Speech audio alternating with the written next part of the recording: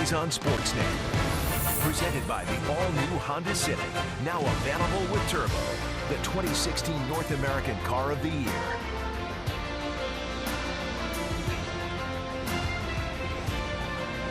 Welcome to Rogers Center. It is 19 degrees and nearly a perfect night for baseball. The Baltimore Orioles are in town. They are the hottest team in baseball right now. They've won 5 straight, and they won 8 of 9 to start the month of June. That's the best record in the majors, and Buck Showalter's ball club playing with a lot of confidence right now. They swept the Kansas City Royals. They took the first game here against the Toronto Blue Jays. Let's take a look at their lineup. Manny Machado down in the 3rd spot has worn out the Blue Jays this year. Machado 8 for 17 with 4 doubles, a home run, and 5 RBIs. They can't get him out. And how about Chris Davis in this ballpark? Chris Davis averages a home run every 10.4 at bats in this ballpark. He's got 14 career home runs in 41 games here at Rogers Center. But the good news for the Blue Jays, Marco Estrada pitches very well against Baltimore. And he has been pitching great. 12th start tonight for Marco Estrada. Can't pitch much better than he did in his last start. No hitter into the 8th inning for the 3rd time in 2 seasons. Marco is 4-2 with an outstanding .241 earned run average. A couple of hits in the 8th inning versus the Red Sox. Was the only thing he gave up against the best hitting team in the American League, winning his 4th game of the season. Lefties, righties, 167, 168. That's a 168 batting average combined, lowest in baseball.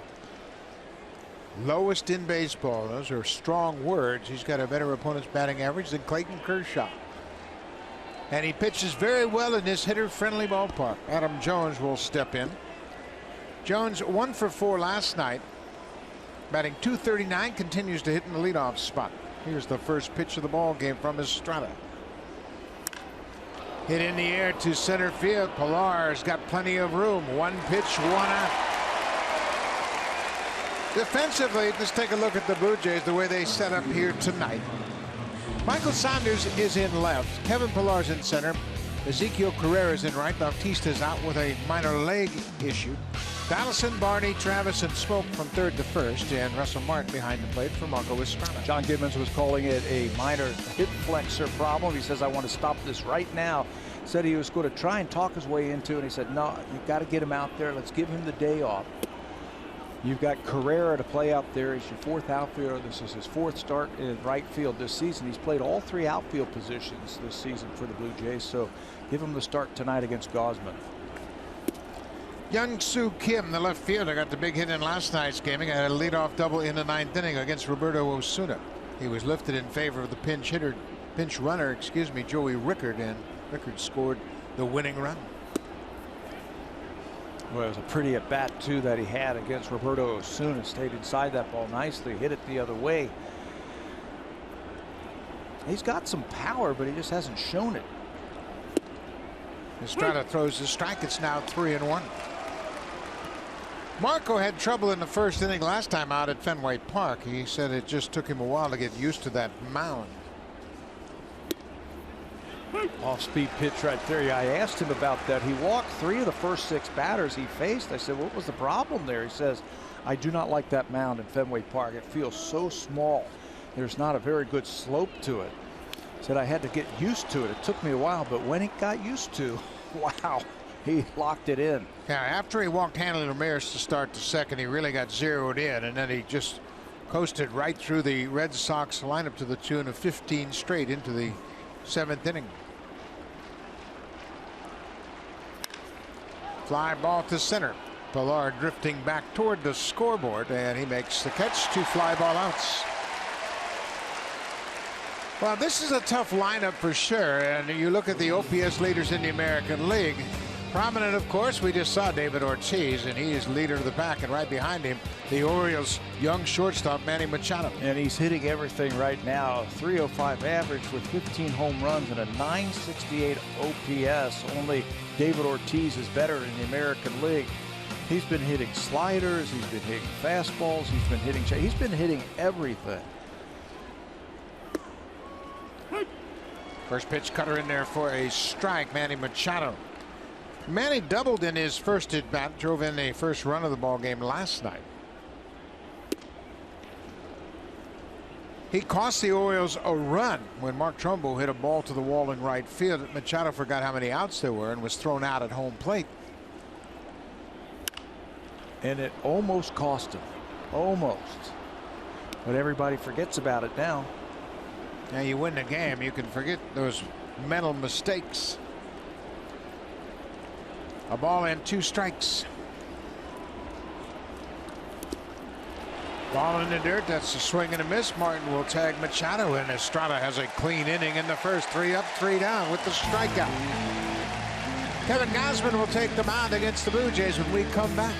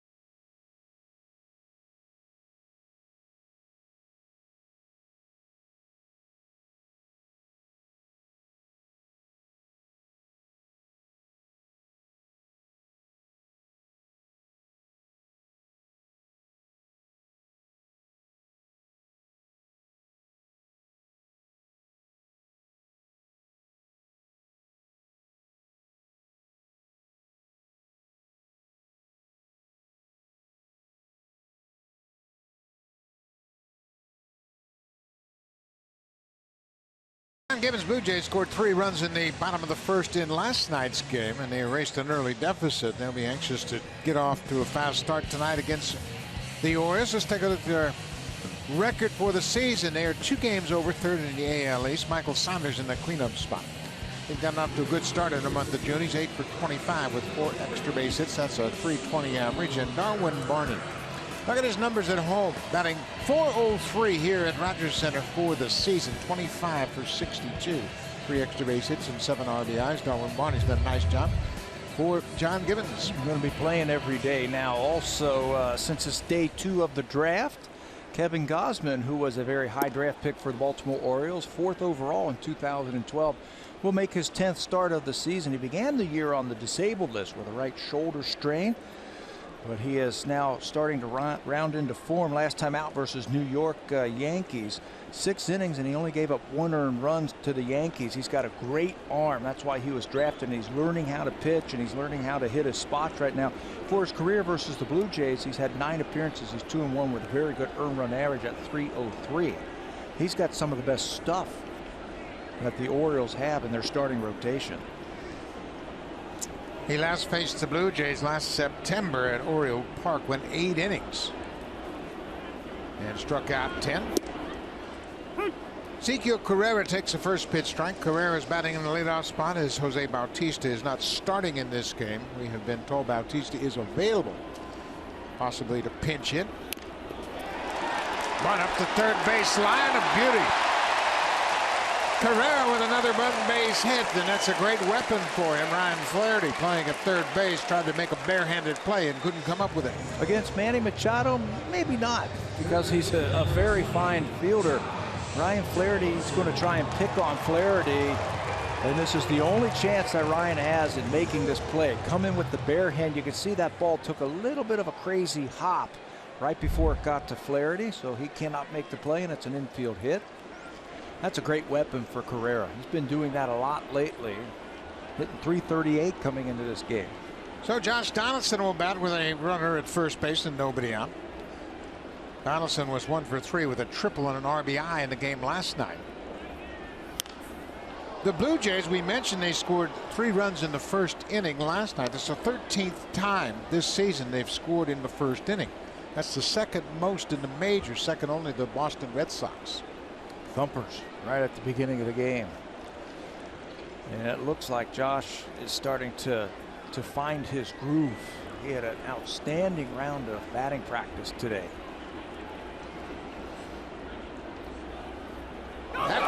away from Davis. Carrera is going to round second. He's headed for third. Here's the throw from Scope. It's not in time.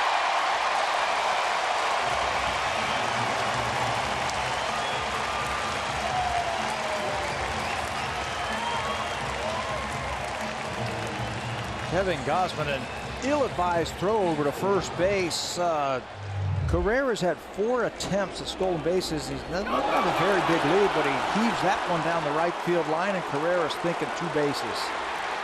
From second to third base, and then the dive gets him there, and Blue Jays are in business early. The Orioles pitchers have committed 10 errors now, and that's really compounding their problems by moving those base runners around. So Josh Donaldson, a golden opportunity to give the Blue Jays a lead here.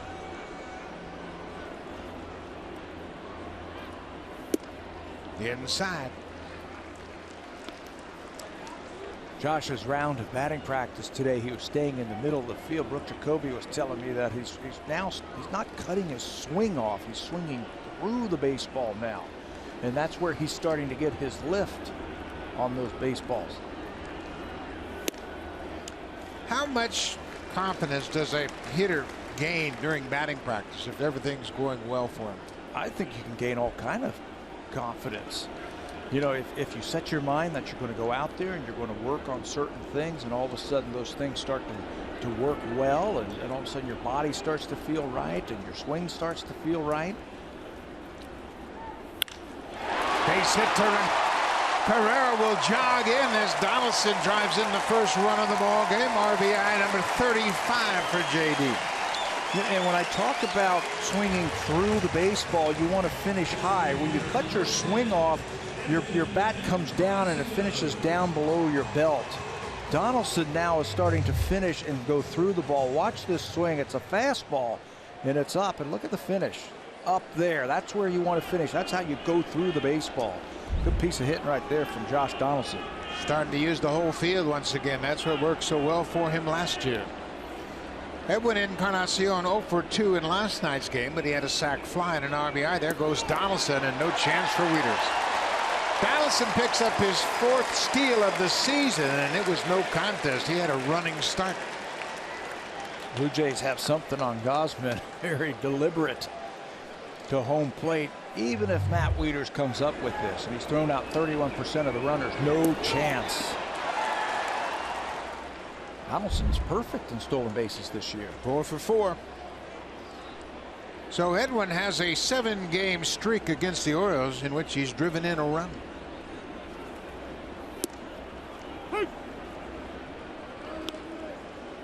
Edwin for the season batting .234, but look at the RBIs he's producing. 234, and he's under 200 runners in scoring position, but he always seems to come up with a clutch hit.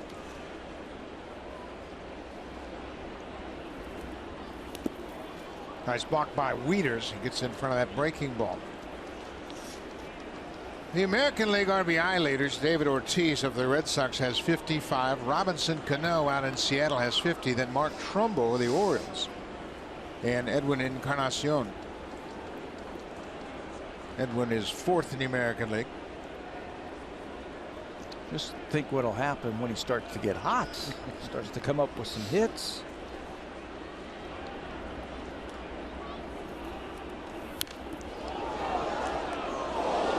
Always said that this guy can carry a team all by himself because his hits are so dramatic. And there are the numbers we were just referring to, runners in scoring position this year. It's hard to fathom. 12 hits in 68 at bats. They're pitching him tough, and we talked about that last night. They're getting a lot of breaking balls.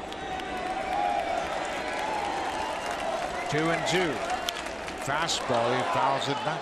97 on the radar gun. Gausman's got a great arm. That's why he was drafted so high out of LSU. With that great arm, it's starting to come together for him. Hitters are only hitting .226 against that fastball. You can see why. It's got some speed to it.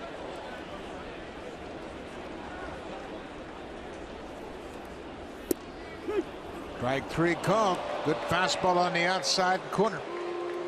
1 down. Well, the Orioles have always been a good defensive ball club, but without J.J. Hardy at short, they've had their problems. In the outfit, it is Kim Jones and Reimold. Nolan Reimold starting at right as Trumbo's the DH. Ryan Flaherty's filling in for Manny Machado at third, and Machado plays short in place of J.J. Hardy. Scope and Davis round out the infield. And the two-time Gold Glover Matt Wieters behind the plate for Kevin Gausman. You know, and that's not to say Manny Machado can't play, because he certainly can. 221 consecutive games now he has played. That's the longest active streak in Major League Baseball. And he's got 7 errors, 6 of them at shortstop. This is a 2-time Gold Glove winner in 2013, 2015. But he hasn't played shortstop for a while, and they really miss J.J. Hardy. Hardy fractured his foot on May 2nd, and he's been out ever since. Michael Saunders takes a ball outside. Michael's off to a good start in the month of June. He's 8 for 25, a .320 average so far. Saunders had an RBI double his first time up in last night's game and scored on a Russell Martin base hit in that 3-run first inning.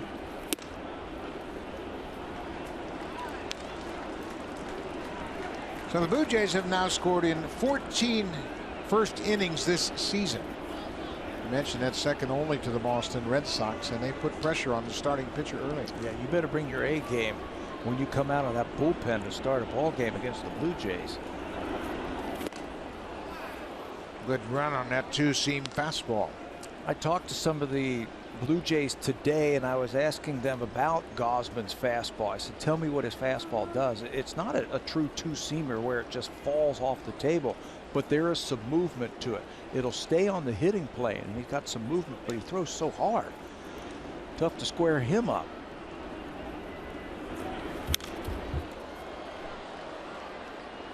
Now that'll play.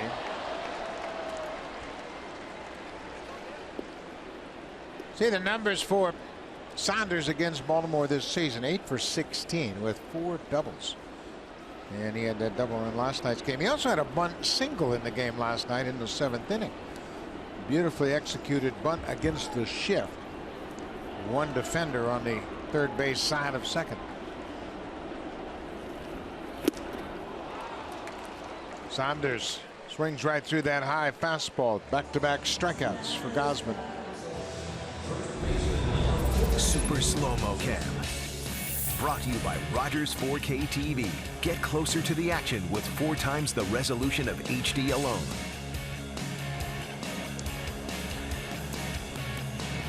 Blue Jays have a 1-0 lead, but this is kind of the way the season has played out for them this year. They get the first 2 on. They get a bunt single and an RBI single, and then the next 2 strike out. They can't capitalize on those first 2 base hits. Justin Smoke. He pops up the first pitch. Flaherty, the third baseman, gets out of the way for Machado, the shortstop, as he makes the catch. But the Blue Jays jump out on top. Josh Donaldson picks up the RBI, his 35th of the season. Carrera's 3rd bunt base hit of the season starts it for the Blue Jays.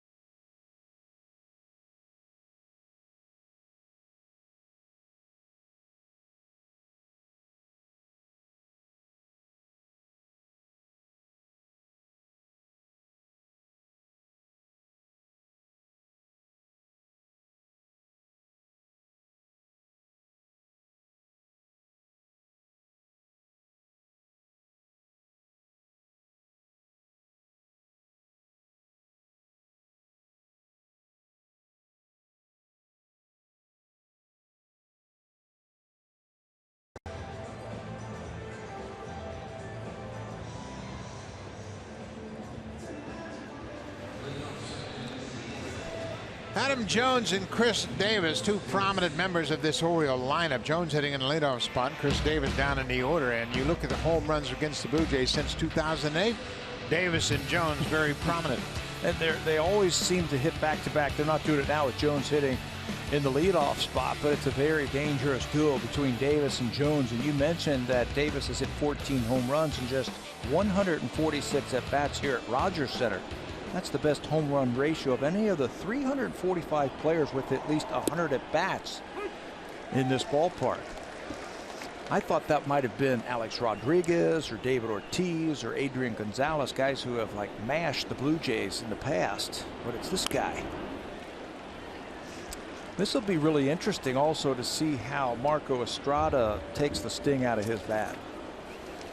Not a big fastball. In fact, he's got one of the slowest fastballs in baseball. Uses the curveball that time and bounces it. It's a ball at 2 strikes to Davis. Chris Davis is 1 for 8 against Marco Estrada. That one hit's a home run.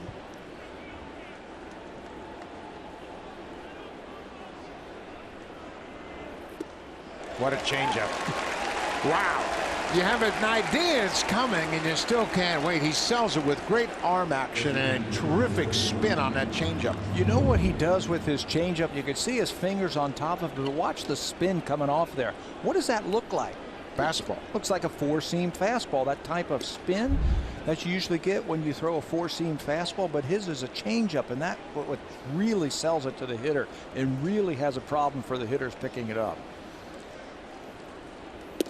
Jose Bautista is conducting a little pitching class on the bench with Marcus Stroman, talking about what hitters are doing and how they look for pitches and why that changeup is so effective. There's the rotation we were talking about. That's exactly what he is talking about. A lot of times when you get changeup at the 3-finger or the circle change, you get side spin and the ball goes down. Yes, Marco's got the backspin like that. It looks like a fastball, and that's why you see a lot of crazy swings. Mark Trumbo has the count in his favor, 2-0. He pops this one up, and that's going to be over the screen out of play. Well, oftentimes when pitchers throw changeups, they rotate their hand and turn it over, and that creates that spin. And the spin, you can see the seams, and it sends a red flag to say, hey, this is a changeup. That's not the case with Estrada's changeup. It just looks like a fastball. Now, not everyone could throw a changeup like Pedro Martinez, and Pedro had a great changeup. I think that's what made him such a Hall of Fame type of pitcher. Oh, what a nice play by Donaldson. A do-or-die play on the short hop, and he made it. Josh Donaldson, a tough play at third.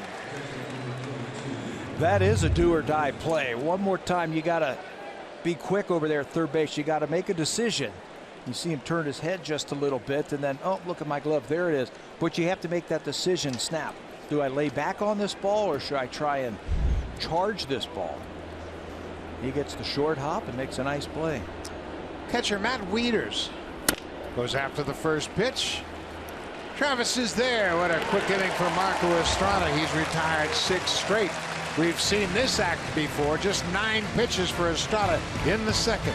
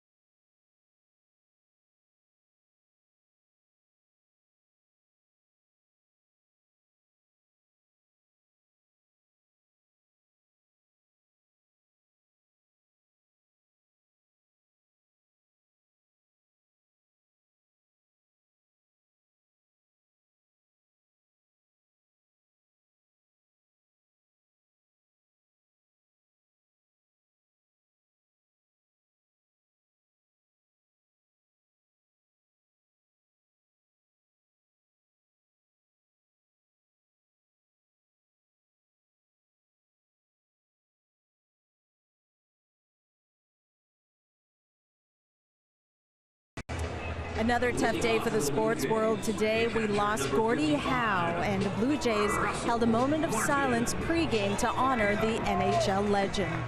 For generations, Mr. Hockey has earned the respect of hockey fans around the world. Find out why as we celebrate the life of Gordie Howe with a special commemorative edition from Sportsnet magazine, available on newsstands Thursday. What a sad day for the sports world to lose a great ambassador, Gordie Howe. He was a Hart Trophy winner 6 times. Right for the Red Wings, of course, and the MVP. 6 times he's the MVP in the league. A terrific player, great ambassador. I was in Detroit to see the preview of the new arena, and they had one of Gordie Howe's skates there, and they had his number 9 jersey hanging in the presentation center, and it was terrific to see. An old leather skate with a number 9 on it. We are losing too many of our sports icons. You and I are getting too old. And I think that's the problem right there. Yeah. Russell Martin in the 6th spot. Takes a breaking ball down. 2-0 to the Blue Jays catcher.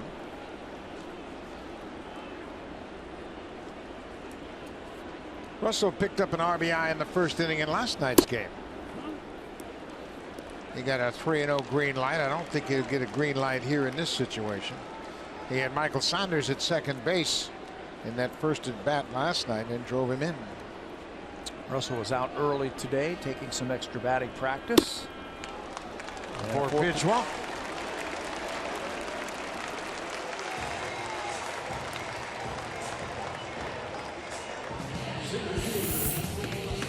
Swing for the fences and save during the DIY Expert Sale.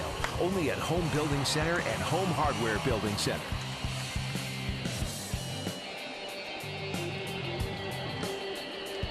Friday night baseball, the 2nd game of a 4-game series against the front-running Baltimore Orioles. Kevin Pillar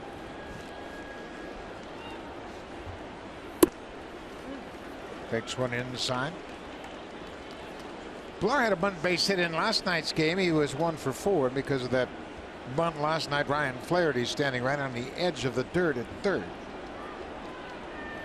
Hit it by him then. Turn on one of these fastballs.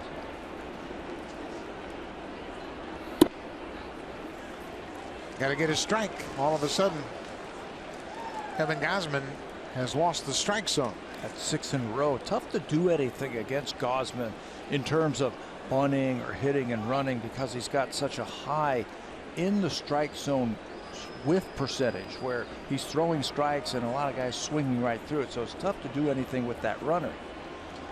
I think what the Blue Jays are going to have to do is they're just going to have to lay back and just take their hits and take their walks against Gausman. I think what you have to do early in this game against Gausman is look for the fastball. Just say, okay, I got to get ready for the fastball, make sure it's a good pitch, and try to get the head out. It looks like he's trying to establish his fastball, but he's just missing. Base hit to right. Pillar got a fastball and was able to hit it into right field. So just like in the 1st inning, the first 2 batters reach against Gausman here in the 2nd. One of the common themes that has been talked about around the batting cage with the Blue Jays is add-on runs. There's the fastball right there. Inside out swing by Pillar. Add-on runs have been hard to come by for the Blue Jays. They got a run in the 1st inning, and now they're looking for some add-on runs. Orioles are guarding against the bunt. Davis at 1st and Flaherty at 3rd. Devin Travis.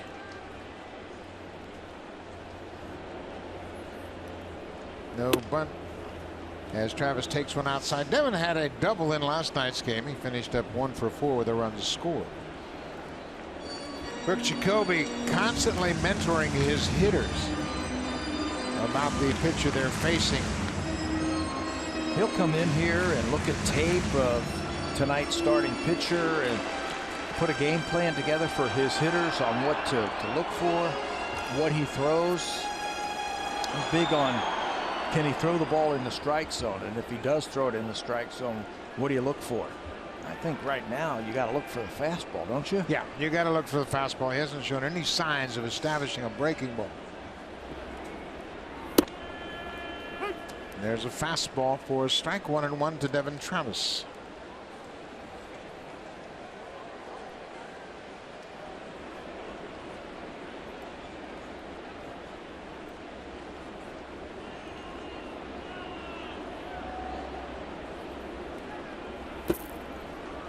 Hasn't shown the ability to throw that for a strike, so you got to look fastball.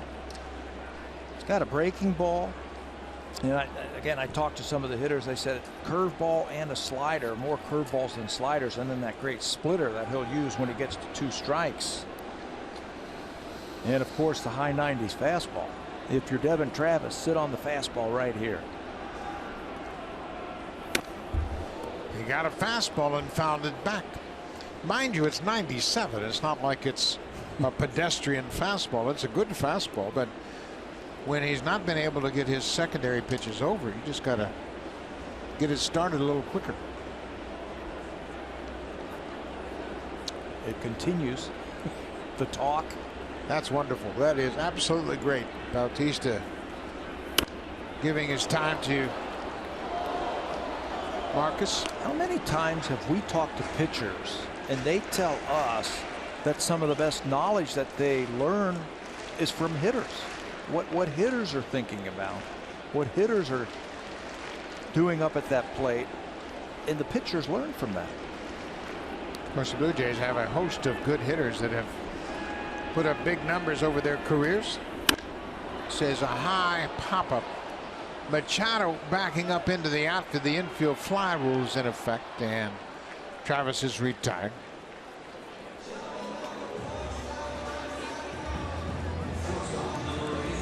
So Darwin Barney batting in the ninth spot. We mentioned Barney hitting .403 here at Rogers Center for the season, 25 for 62. And coming back from Detroit after the Wednesday afternoon game, Darwin said, "This is the first time I felt like I was coming home." Last year in September, he joined the team middle of September, and this year early on, it just wasn't home yet. But he said, "This time I came home, I felt like I was home." Well, he's felt at home here, the way he has been swinging the bat. I asked one of the coaches today, I said, "What is it with Darwin Barney?" He says, "You know what he's doing?" So he's just saying, "I want to shoot the ball to right field. There is a lot of hits over in right field. That's my game. I'm not trying to do too much. My game is to make contact, go the other way, or go up the middle. And if I happen to pull the ball, or if I happen to hit a home run, he's got 3 of them, that's what happens." His approach has been as solid as anyone's this whole season. Yeah, and you can see the outfield. They're fairly shallow. I know Jones is a terrific center fielder, but and we have seen it in the first 2 games how the Orioles choose to bunch the middle. They're trying to cut off those balls in the alleys that'll roll all the way to the wall. But Darwin's got enough pop to drive it past these outfielders if he hits it in either alley. Yeah, 3 home runs today or this year, and that's a byproduct of an outstanding approach. Boy, the Blue Jays got to get on Gausman. They had a chance against Tyler Wilson last night, and they allowed Wilson to settle in, and he was effective going 5 2/3. They had base runners on in the first 4 innings. They were able to score in 3 of those 4 innings. But he minimized the damage. Left their share of runners on base also last night, which has been a problem. Blue Jays stranded 7. You just haven't been able to string hits together. Wilson went 5 2/3. He was charged with 5 earned runs on 7 hits. Dylan Bundy picked up the win as the Orioles scored that run in the ninth. Quite a battle going on here between Gausman and Barney. 97. You see it's all bunched up and in. 38 pitches already. 22 strikes and 16 balls.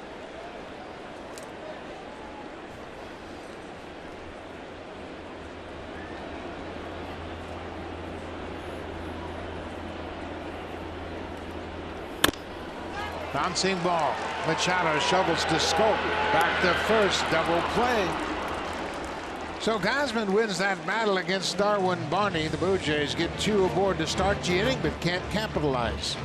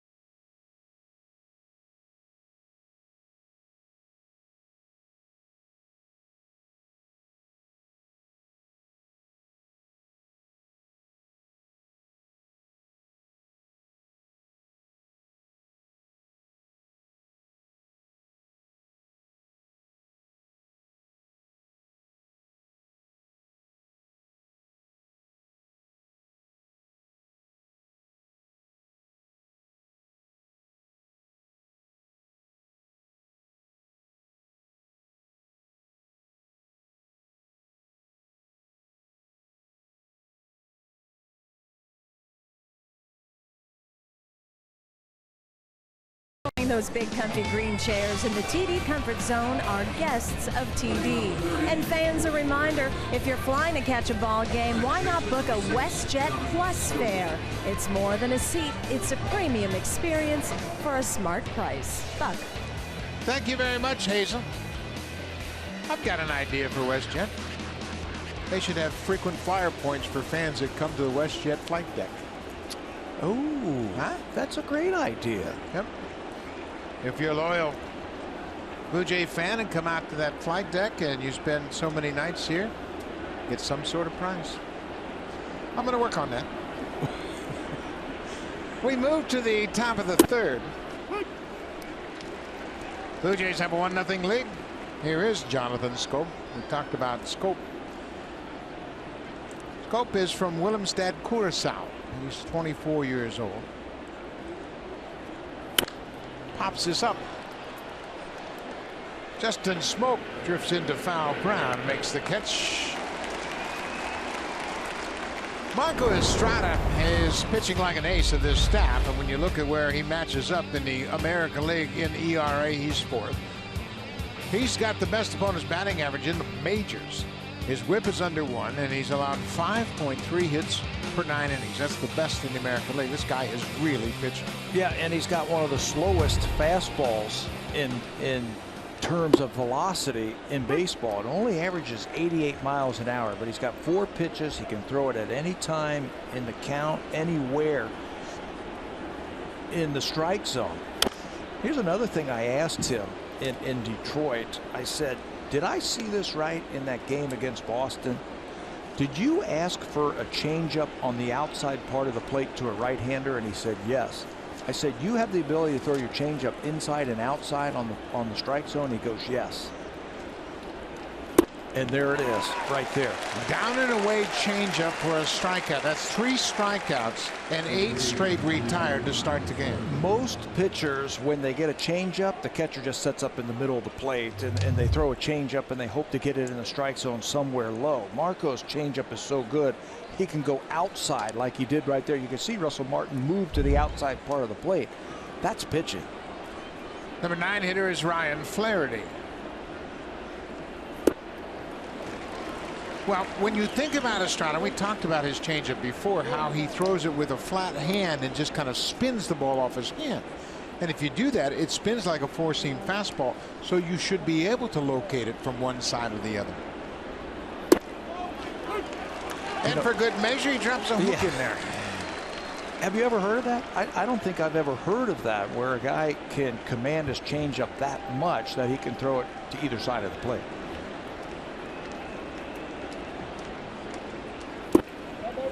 Marco Estrada has his fellow starters shaking their head. sitting on the bench going, man, this guy is dealing. And it's been consistent.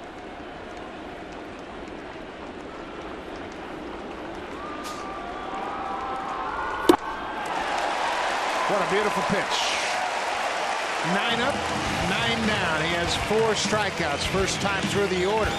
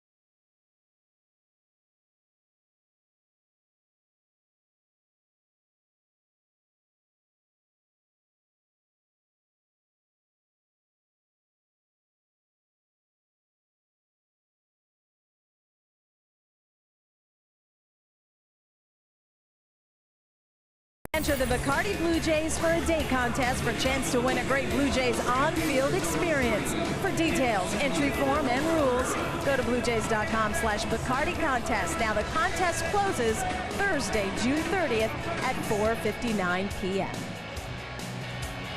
Great opportunity to gain some nice prizes, so check that out. Another good crowd on hand here tonight as the Blue Jays fans have been coming out in good numbers, and it's been a up and down start for the Blue Jays on the field, but the fans have shown their loyal support.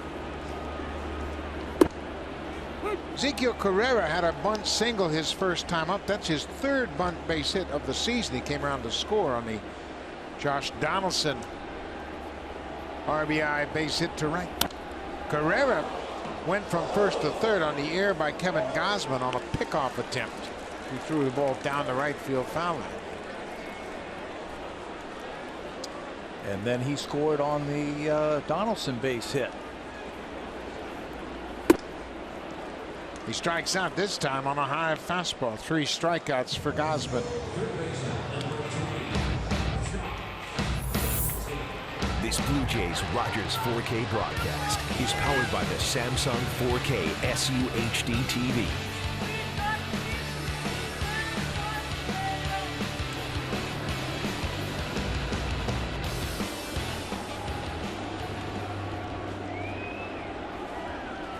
Josh Donaldson with the RBI in the first inning. Takes one outside from Kevin Gausman.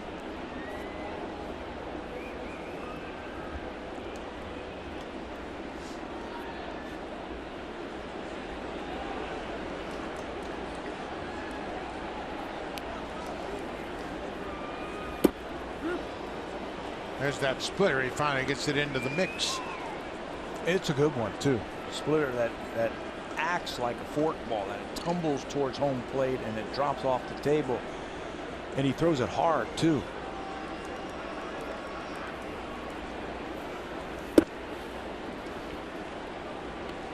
Fastball command has still been an issue for Gausman early in this game.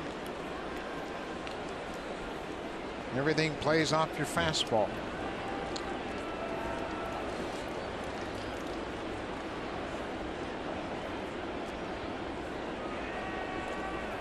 Gausman wants a pitch, and Wieters can't figure out what it is. They wanted to go away with a fastball, a couple of breaking balls. He kept shaking, and the last one he put down was fastball inside. And now he went with the original one, fastball away. Probably thought Wieters was right. Exactly right. That's good thinking. Bobby Dickerson and Buck Showalter. Dickerson's the third base coach. Showalter, of course, the manager.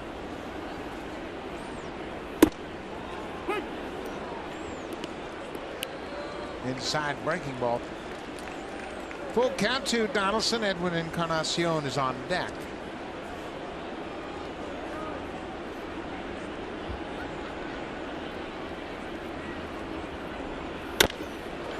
Bouncing ball. Scope takes the short hop, throws to first. 2 down. Let's check in with Jamie Campbell.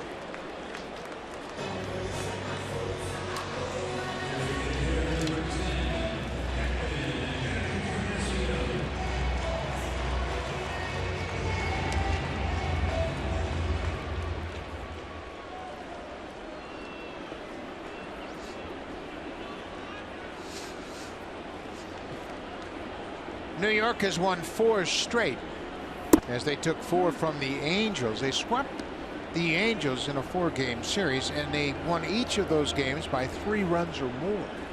The Yankees starting to heat up thanks to Carlos Beltran. Who's hotter than him right now? This guy is doing it all. They're starting to swing the bat a little bit better, the Yankees.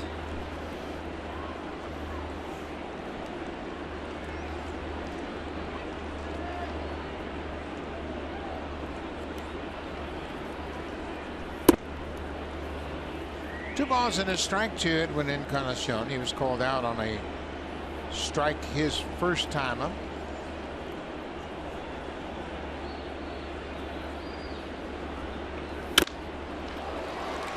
Up the middle, but Scopes right behind second. 3 up, 3 down. We'll go to the 4th. Blue Jays lead at 1-0, and here comes the Ultimate Cleanup Crew, brought to you by Home Hardware's exclusive line of the Ultimate hard-hitting and tough-on-grime cleaning products.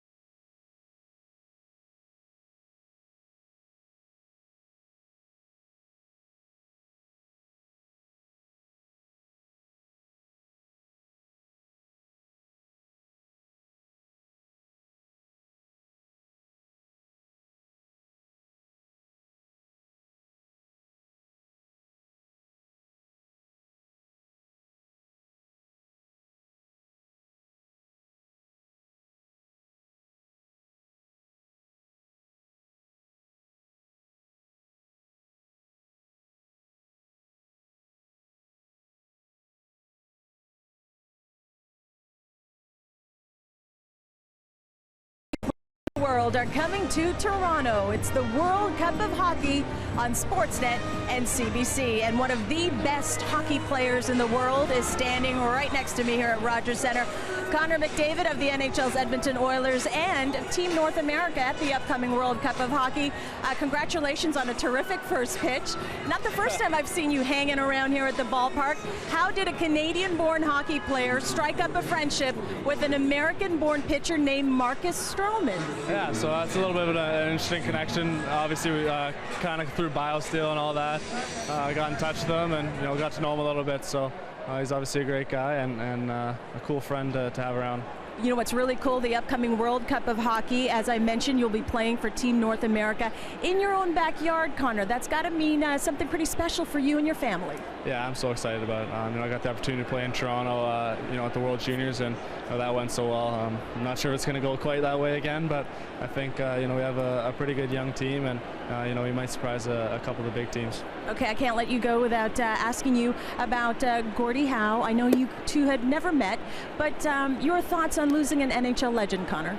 Yeah, it's truly a sad day for the hockey community. I mean, obviously, what he was able to do, how long he was able to play, and obviously the numbers speak for themselves.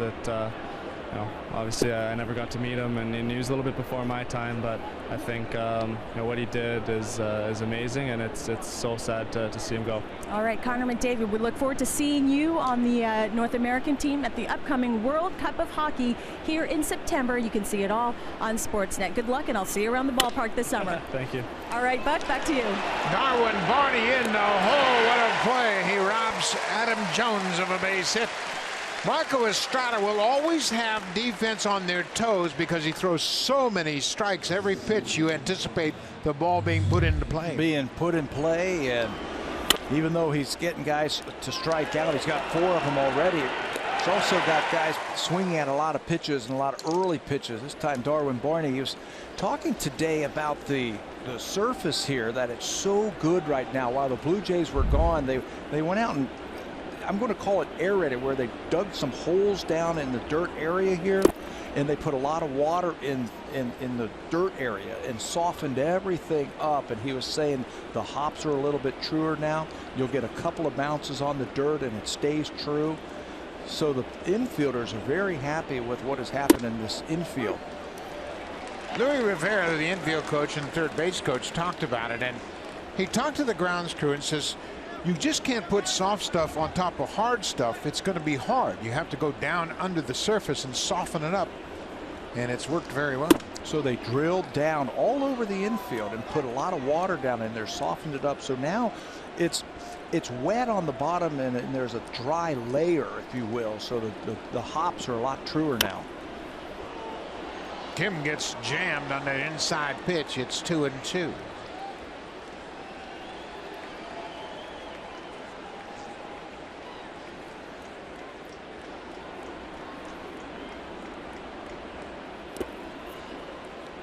Wouldn't chase that changeup.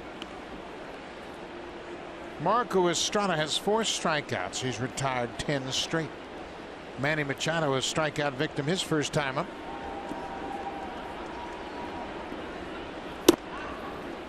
As the first base runner for Baltimore, a 1-out walk. We talked about how difficult Estrada is to hit. He averages 5.3 hits per 9 innings. And when you look at the opponent's batting average, now take note of this. This is in the major leagues. He's got a lower opponent's batting average than Clayton Kershaw, Jake Arrieta, and Danny Salazar. That's saying something. How many Cy Youngs are right there? 3? Or has Kershaw won 2 or 3? He might have won 3.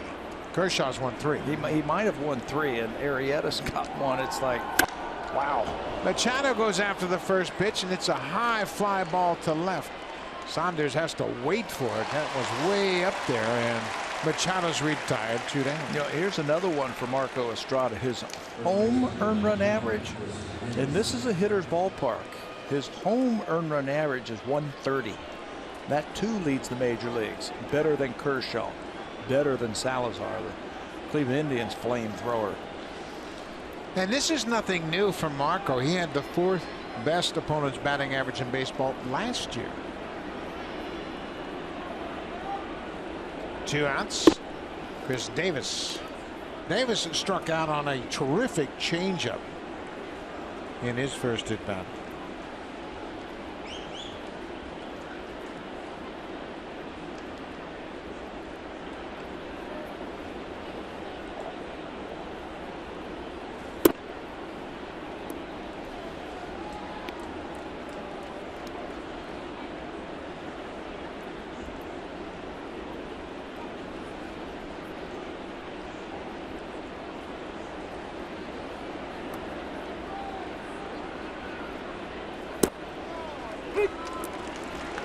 You just think, okay, he's going to throw me a fastball now because it's 2-0, and he throws that beautiful changeup for a strike.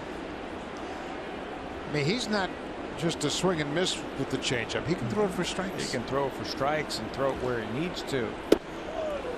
Curveball. It looked like Chris Davis was trying to lay back, let Marco Estrada come to him. This is perfect time for a cutter. Right in on his hands above the belt. Going away. This will be another changeup. Missed with it. There's the patience right there. Chris Davis said, I'm going to make this guy bring the ball up to me. Full count, 2 outs. Smoke has told Estrada he's playing behind the runner Kim at first.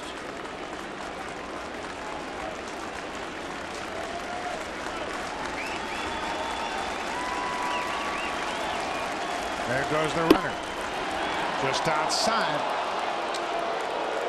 Missed with the fastball.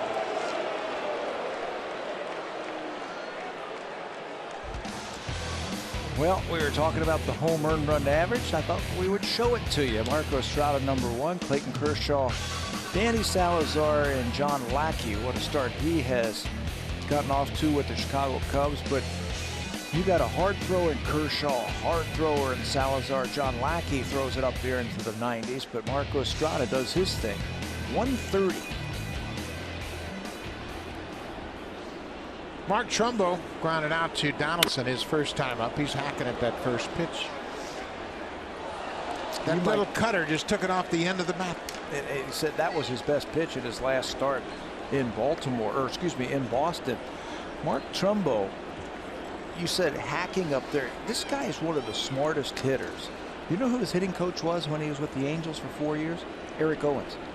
And Eric was telling me today he is really a smart hitter. He really studies it, understands it, has a game plan when he gets up there.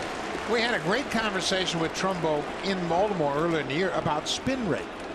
And he would talk about guys like Estrada. So why is that 88-mile-an-hour fastball so effective? He said because it's got a high spin rate. It stays on a plane that's upstairs and doesn't sink, doesn't come down much. 0-2.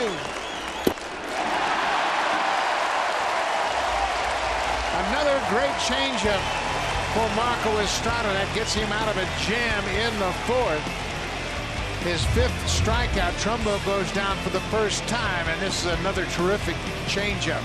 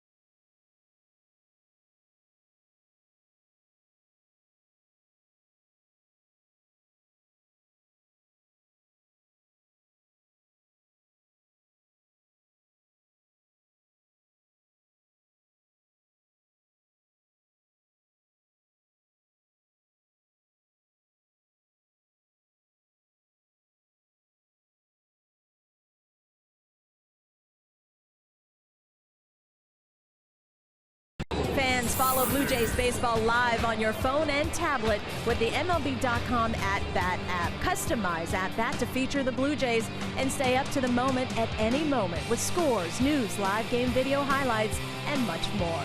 Download MLB.com at-bat, the #1 app for live baseball. Buck. Thank you very much, Hazel. And the at-bat would allow you to check out all those games around the leagues. Philadelphia ahead of Washington. The Phillies are playing pretty good baseball. We're going to see the Phillies on this homestand. They'll be here Monday and Tuesday afternoon. Make a note of that. It's a Tuesday afternoon game.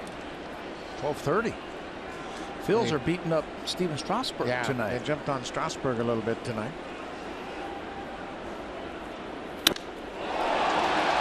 Michael Saunders with a high deep drive. Home run Saunders. That's number 10 for the left fielder. You know, his last time up, Kevin Gausman heated him up with a fastball. And Michael Saunders struck out. I think he was waiting for it this time up. Number 10. He's had a great month of June. The team's leading hitter in the month of June, and shows you why. It's his 9th hit in June, his 5th RBI, and home run number 10 for Saunders. Fastball last time struck him out. Fastball this time, different result. Home run. Head straight, stayed straight down on that swing. Take a look at that head. Man, pull it out of here. That got out of here quick. Justin Smoke now with a 3-0 count. Well, the Blue Jays need to add on some runs. They lost 6-5 last night. 4-pitch walk after the home run. Second walk issued by Gausman.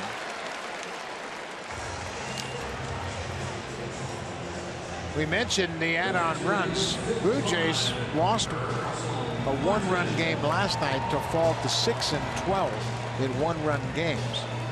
So they need to add some more runs here, and we talked about how tough that Baltimore bullpen is, and we haven't seen Brad Brock yet. No, not at all. And yeah, that's been a problem. Those add-on runs has cost him a couple of games. Cost him the one game in Detroit when Aaron Sanchez was dealing. Catcher Russell Martin. He bunts it up the third base line. Flaherty throws on the run in time. Martin bunting for a base hit. Pitch was inside. He got more of it than he wanted, but it looks like a sacrifice as Justin Smoke moves into second.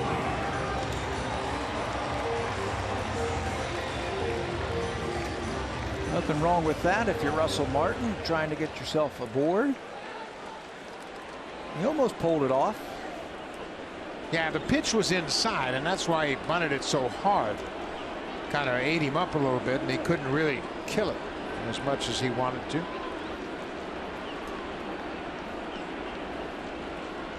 Kevin Pillar. Russell is credited with a sacrifice bunt.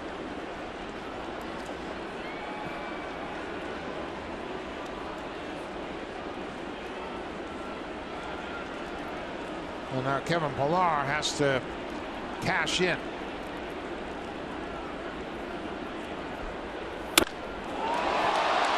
Fly ball to center. Smoke's going back to tag. Jones is there, and Smoke will stop and stay at second.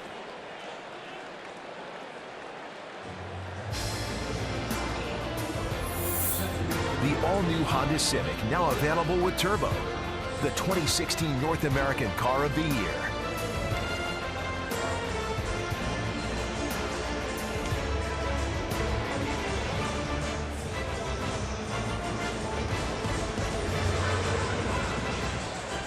So Devin Travis will step in the batter's box with a man at second and 2 outs. Travis popped out to the shortstop his first time up. Be ready to jump on that first pitch. I'm going to try and come right at him right here. Got a guy in scoring position. Pitch out over the plate. We've seen him drive that pitch to right.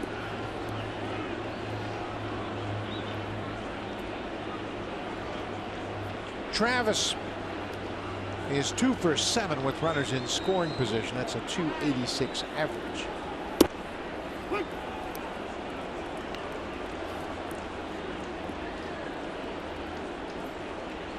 Michael Saunders led off the inning with his 10th home run of the season.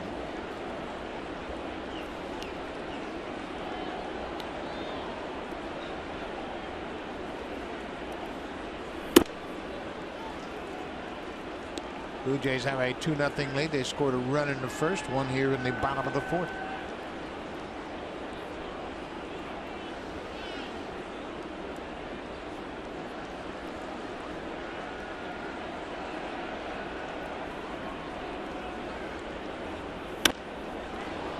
got on that pitch, but fouled it into the seats.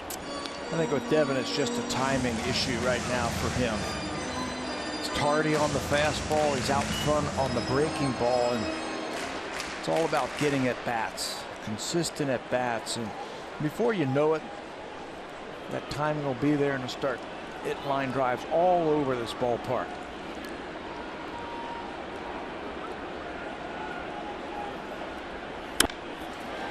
Fly ball to right. Nolan Reimold is there. The inning is over.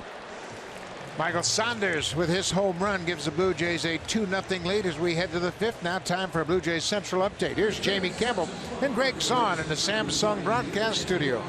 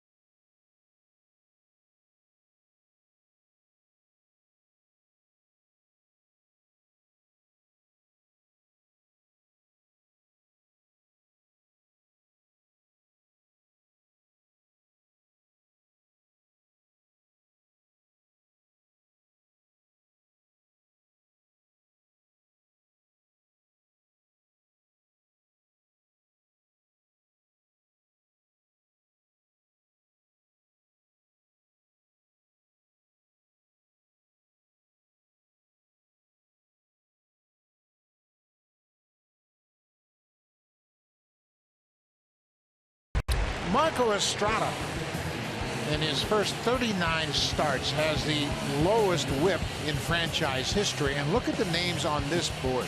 It's a who's who, if you will. Some of the Blue Jays' great pitchers: Roger Clemens at 105, Juan Guzman, two flamethrowers, then David Wells. He was a great pitcher who threw a perfect game, and Jimmy Key. And that's who Marco Estrada reminds me of. Jimmy Key. The right-handed version. Yeah, it's very similar. And Key, of course, had a wide assortment of pitches, and he had a very smooth delivery and a great changeup.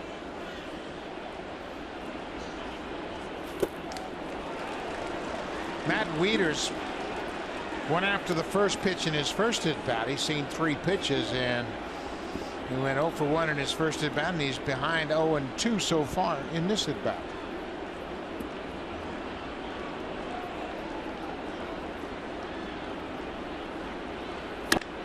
Curveball, he hits it to his former high school teammate, Justin Smoke. They both played high school ball together in South Carolina.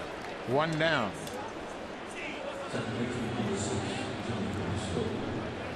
So Marco pitched out of a jam in the 4th. He walked 2 batters, but was able to strike out Mark Trumbull on a great changeup.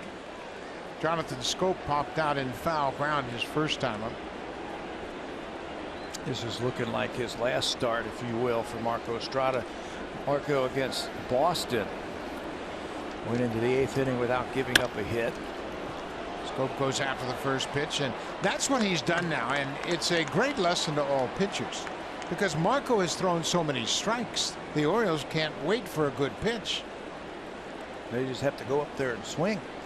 Lots of weak contact in his last start against the Red Sox. 6 pop-ups, 7 fly ball. I mean, like lazy fly balls into the outfield. This is the kind of guy that will get you talking to yourself. You walk back to the dugout. I'll get you next time. You got nothing. Those comfortable loafers. Oh, man. There's a high fly ball to left. Saunders is back at the track, at the wall. This ball is gone. Jonathan Scope hits his 9th home run. That's the first hit. Same as in Boston. The first hit Estrada gave up was a Chris Young home run in the 8th.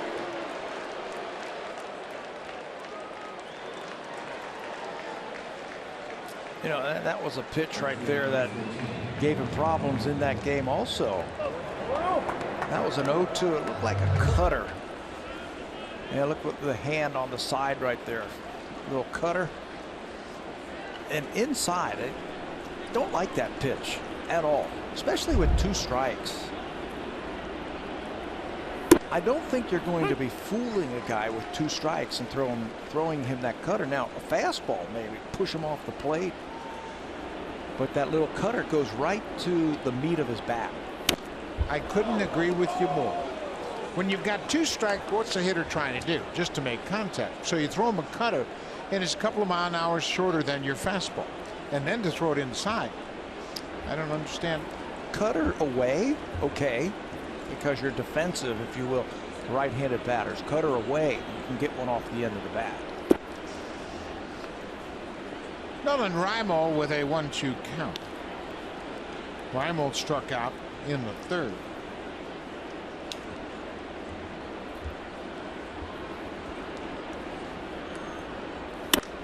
Curveball, that's down the left field line, just foul. Reimold got a good piece of it, but he was out in front of it. But the Orioles have the best record in June. They're 8-1. That's the best in the majors, and these numbers will tell you exactly why they're off to such a great start. It'll also tell you how well Marco Estrada is pitching tonight. A .284 batting average as a team, averaging 7 runs a game. And look at the home runs, 21 of them already in their 9 games.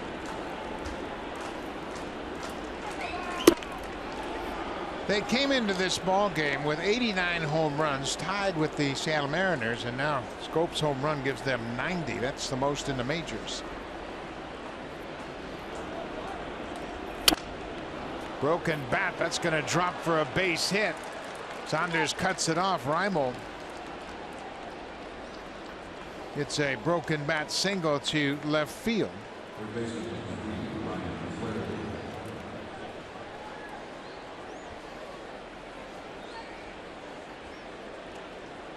Louis Rivera moving the defense around on the infield. He's in charge of the infielders.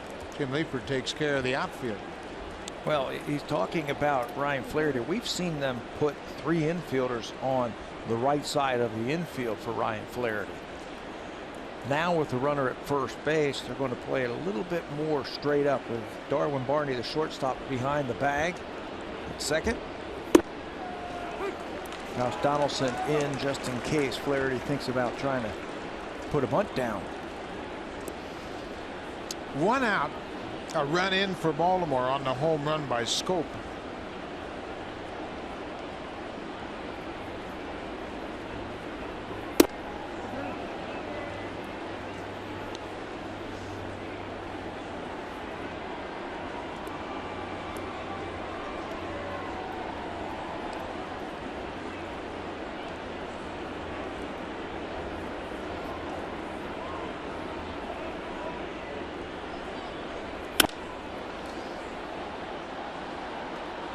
At 89, is trying to beat Flaherty with that fastball just because they've got the changeup and the curveball in their minds. That's when you start reading bats, right?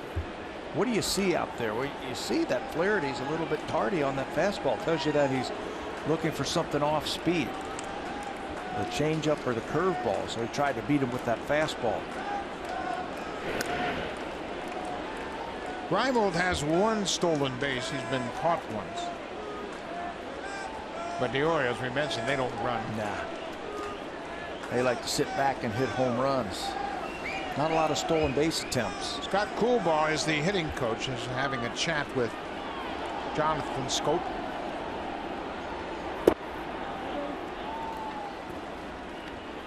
Two and two, 1 out.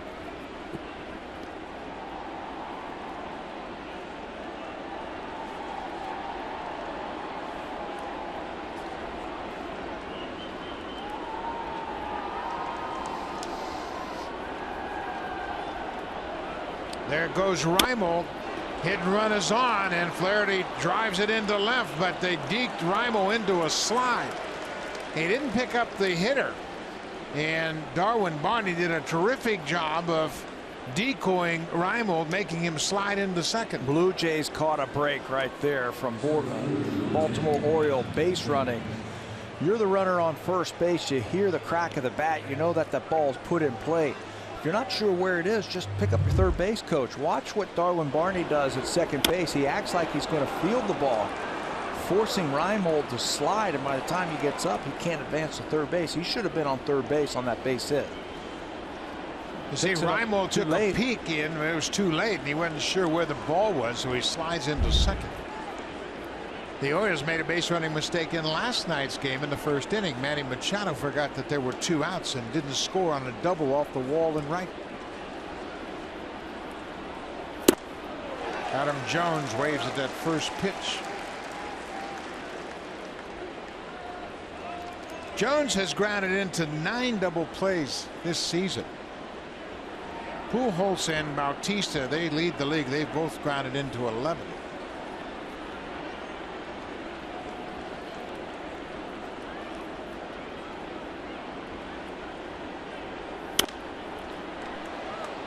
Jones not really too comfortable right now. He's taking some awkward swings as he's trying to get a read on that speed from Estrada. A couple of off-speed pitches, but they were in good spots for Jones. I mentioned the home runs over the last few years in this ballpark. Adam Jones has had his share of them.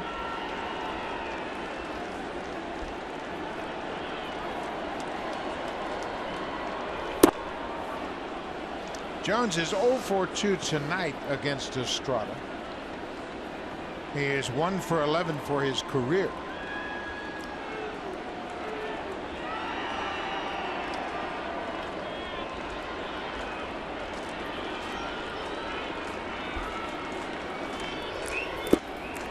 Curveball. Russell took a step inside just in case Reimold was relaying location, and then went outside for the curveball. That was a beautiful play right there from Martin. He acted like he was going to set up inside, and then right when he was getting ready to throw that pitch, slid to the outside. Adam Jones has one of the highest swing percentages. He doesn't like to walk.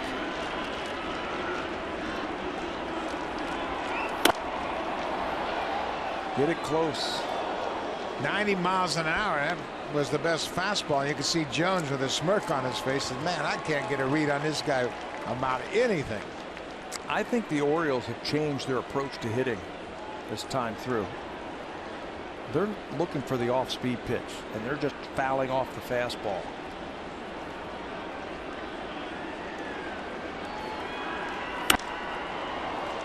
Fly ball into center. Reimold's tagging at second. Here's the throw from Pilar. It's a good one, but not in time.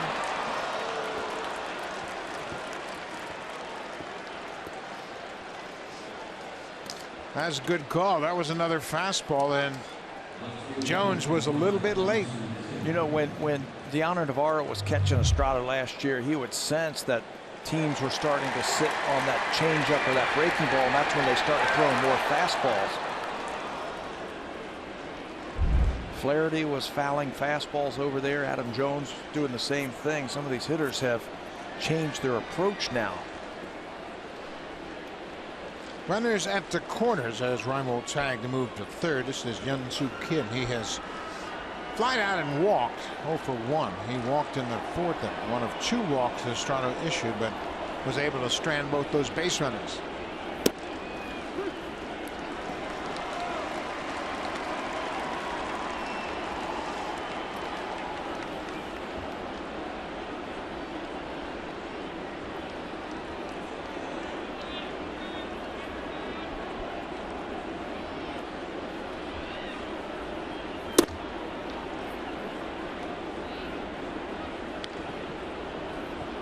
It appears as though Russell Martin's picked up on the fact that they're looking for that changeup.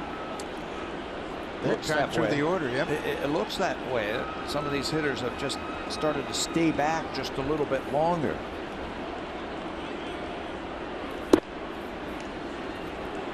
Had a good look at that changeup, never even offered at it. So now who switches first? The batter or Estrada.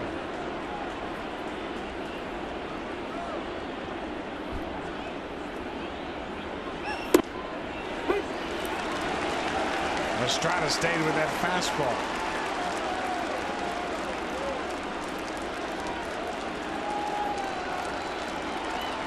Two balls and 2 strikes. The Blue Jays have a 2-1 lead.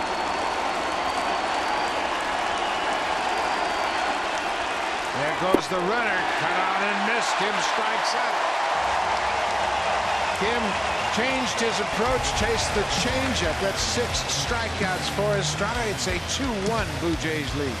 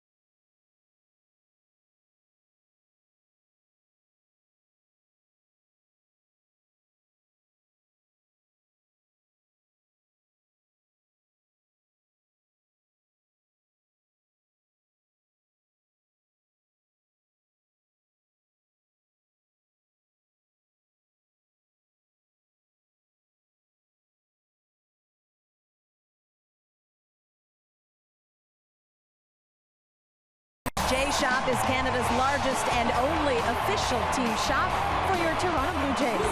New 2016 authentic jersey with 40th season sleeve patch available now. Get yours today at jshop.ca. Buck.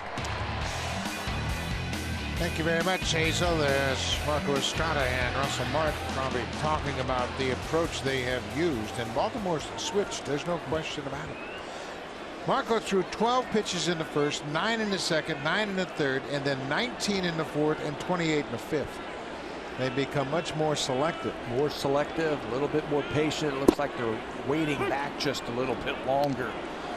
Anticipating that changeup. Going to have to pick up on that. Darwin Barney leads things off for the Jays here in the fifth. Gausman jumps ahead quickly, 0-2, curveball and a fastball.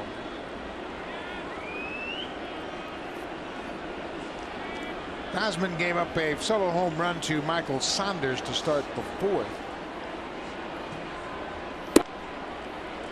Then he walked Justin Smoke. Russell Martin dropped down a sacrifice bunt, but Pilar and Travis both flied out. Blue Jays left a runner in scoring position. They've left a runner on in 3 of the 4 innings tonight.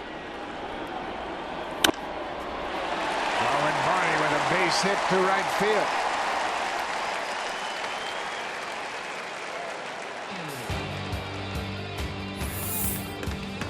Swing for the fences and save during the DIY Expert Sale. Only at Home Building Center and Home Hardware Building Center.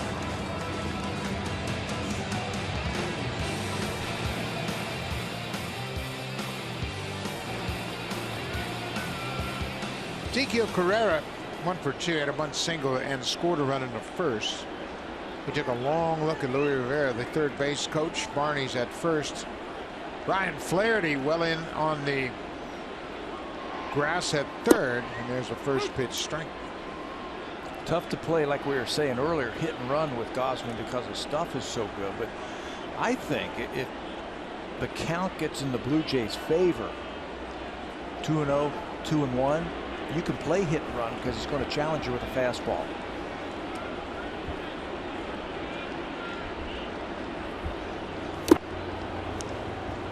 Now you've got to come up with a 2-strike hit. Can't start the runner here. 0-2, nobody out. We mentioned the Blue Jays. They're in a one-run game again. The Scope home run made it a 2-1 ball game.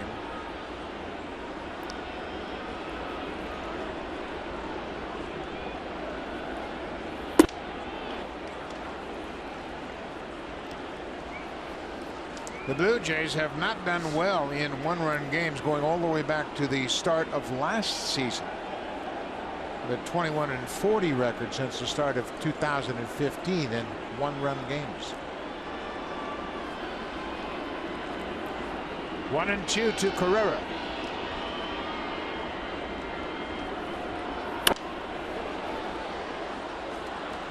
That's why those add-on runs are so important for the Blue Jays. See Carrera shaking his head at that one. So you have to figure out ways when you get leadoff singles or leadoff walks. Got to figure out ways to bring them around. Manufacture the run if you have to. Come up with the clutch 2-out hit.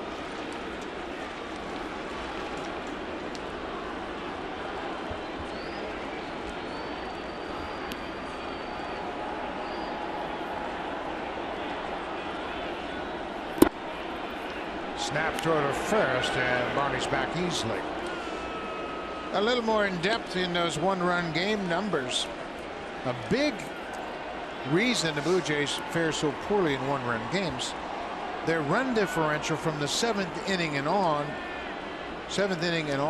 is -18. So their bullpen has given up runs while the opponents have shut down the Blue Jay hitters. 2-2 to Carrera. Donaldson waits on deck.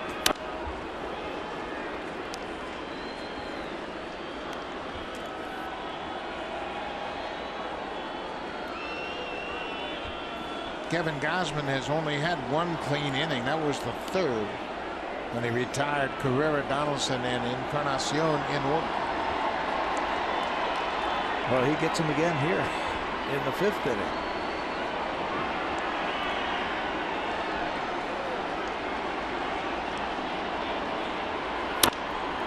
Ground ball. Scope will go to second. Marnie kind of had to wait for that ball to go past him, and they get the lead runner. That's a good play as it keeps the double play in order.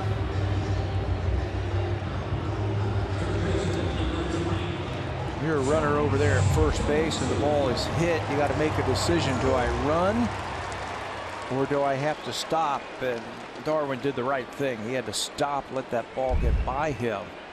And then it's an easy out for the Orioles. They've always played great inner defense, the Baltimore Orioles. Very rarely do they beat themselves.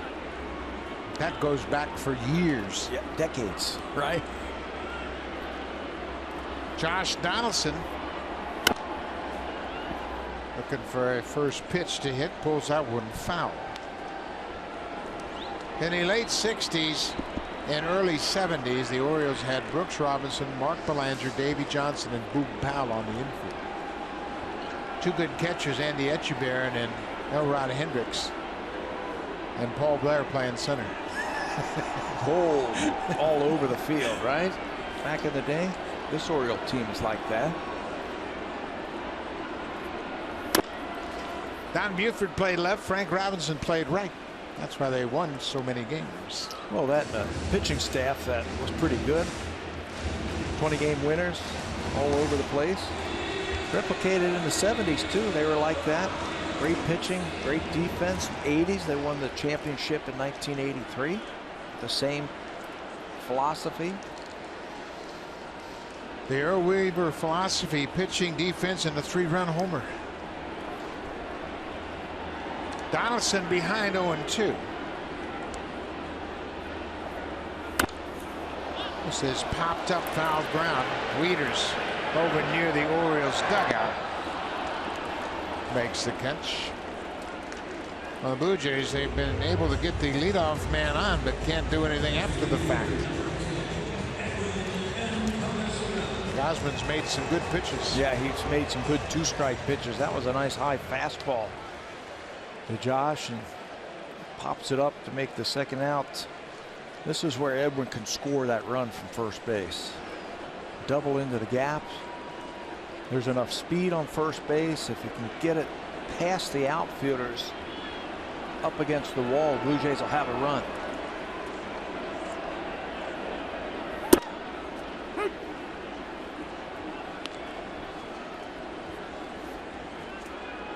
Edwin got hit by a pitch from Dylan Bundy in the 7th inning in last night's game on the right hand as that fastball was up and in, and that might be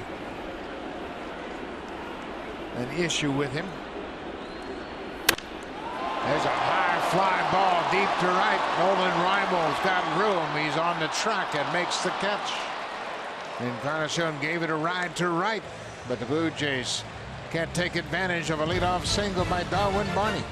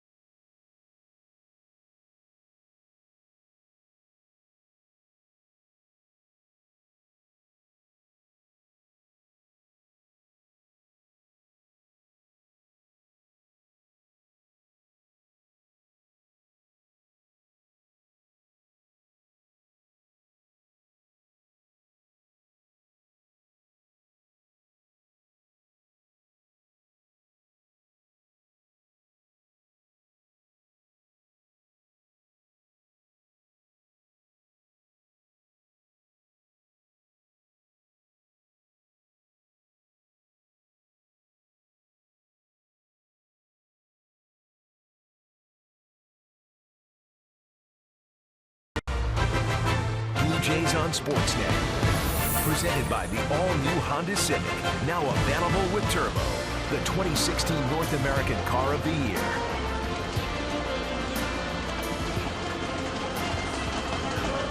Nothing like a nice bag of hot popcorn in the ballpark. We have played 5 innings. The Blue Jays have a 2-1 lead. A couple of home runs in the game. Jonathan Scope homered off Estrada in the 5th. Michael Saunders had a leadoff home run in the 4th off Kevin Gausman, his 10th of the season. Saunders' career high in home runs was 19 as a member of the Seattle Mariners. That's impressive, considering the ballpark that they play in. Total pitcher's ballpark in Seattle. That was in 2012. Changeup. 2-1 to Manny Machado leading off the 6th. Machado 0 for 2.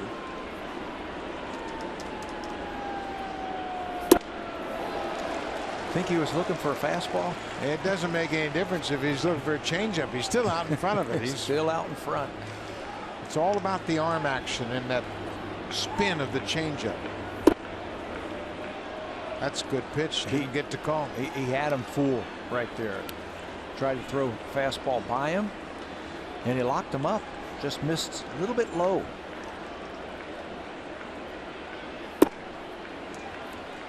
That went just a little bit lower. Leadoff walk here in the 6th. Let's check in with Jamie Campbell.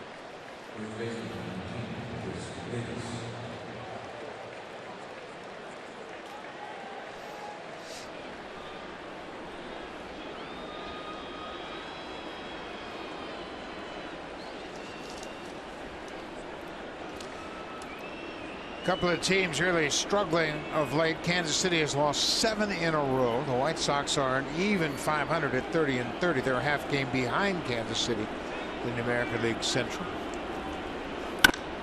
High and deep to right. Chris Davis has done it again. Chris Davis with a first pitch 2-run home run after the leadoff walk. His 15th home run here. at Rogers Center.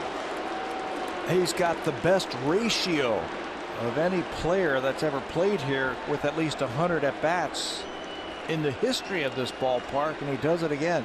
He hit the big home run last night to left field that tied it up late in that game, gave him a chance to win it later on. He also drove in the winning run with a sacrifice fly, and he didn't miss this first pitch.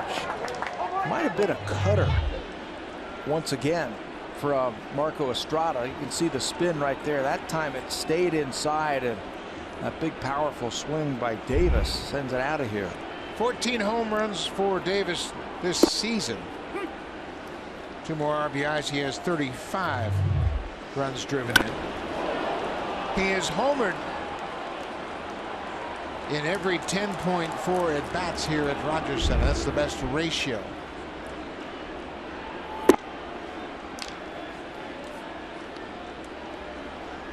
So after the leadoff walk, nothing you could do but try to get Davis out, as you got a 20 home run hitter behind him in Mark Trumbo.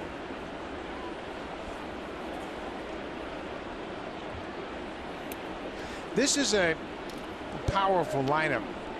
They have more power than the Red Sox. The Red Sox might have better hitters up and down the order. Yeah, more team speed to help them manufacture some runs. But for sheer power, the Orioles better than the Orioles. It surprised to see Seattle is up there. I'm like, well, let's see. They've got Nelson Cruz and they've got Robinson Cano, Kyle Seager in the middle of their lineup. Cano has 18, Seager has 15, or excuse me, Cruz has 15. That hit the looked like it hit Russell and the umpire. Got both of them, knocked the mask off Russell. Might have clipped Jeff Kellogg as well. Fastball, 4-seamer, first off the glove, the mask, and then of Russell, and then the mask of Jeff Kellogg. High pop over near the Orioles dugout. Martin is there and makes a nice catch. Oh, he had to move to his left right at the end. He got right to the railing in front of the dugout and made a nice play. Such an athletic move from Russell Martin. He's kamikaze all out against those balls up against the screen in front of the dugout. Look at that. Manages to stay away from running into that fencing. Well, anytime you have a chance not to throw another pitch to a 20 home run hitter, you're going to do whatever you can to retire it. That's the first out of the inning. Catcher Matt Wieters.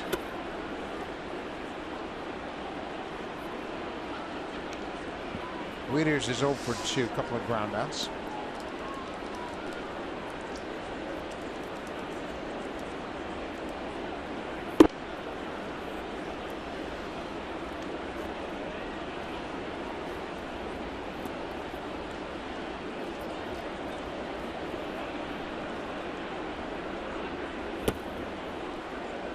They wouldn't chase that changeup. Well, you pointed it out early on. Had made a switch third time through their order. They're looking for that changeup. You know, I sensed it the second time Chris Davis hit in the 4th inning when he walked with 2 outs. It looked like Davis was looking for the off-speed pitch, and he was laying back. He wasn't committing as early. And it looks like the rest of the Orioles have followed suit. So Wieters walks, a 1-out walk. That's the 4th walk issued by Estrada.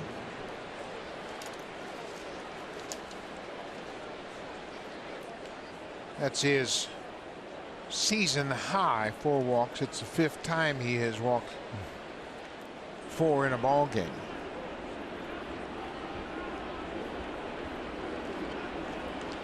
Jonathan Scope homered his last time up with 1 out in the 5th. Like he got an inside cutter that he hit over the wall in left center. Tried to slip it by him with 2 strikes. Jonathan goes up there swinging 2. Make you pitch. Jesse Chavez has started to throw for the Blue Jays.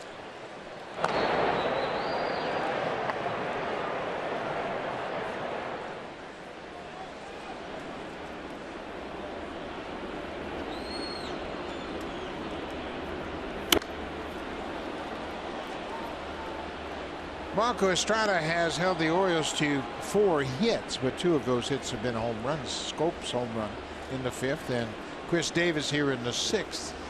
Davis a 2-run home run.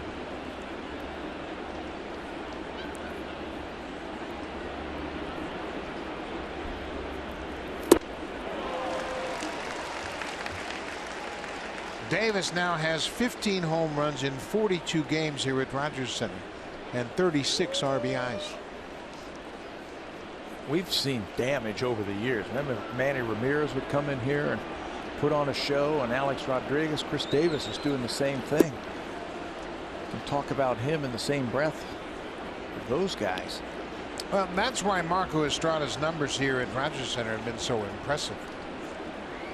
He came into this game really baffling hitters, and he's done it once again, just 4 hits, but 2 long balls. He strikes out Scope. Scope said he can't throw me another changeup, and he did.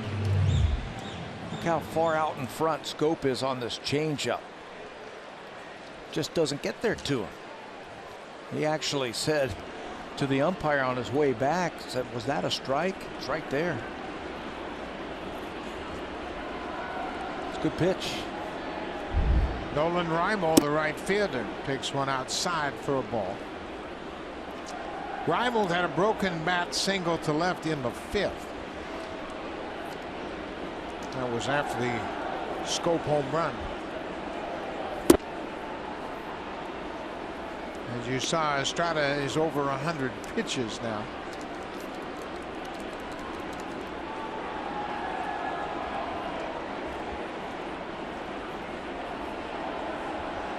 Yeah, it's that easy. Just stay down and go through it, and it's gone.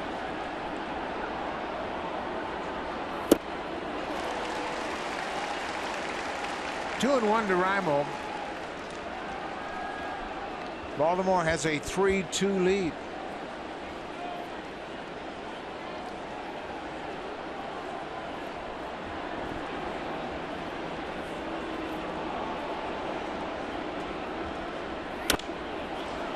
Defensive swing from Reimold.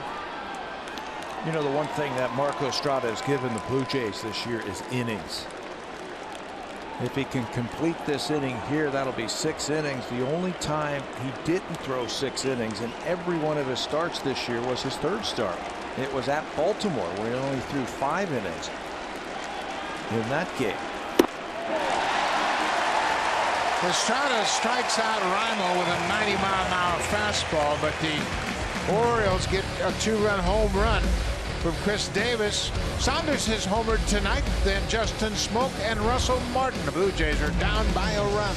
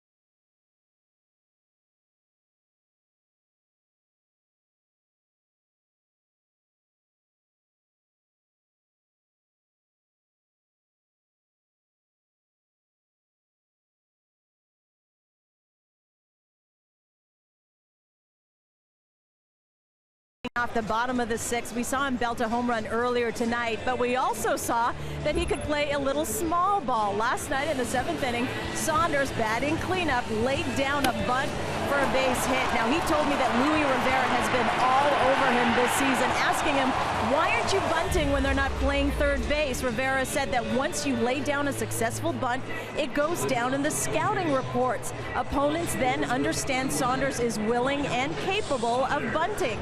That can certainly change their mindset, Saunders told me, and maybe, Buck, they won't play that big shift on me in the future.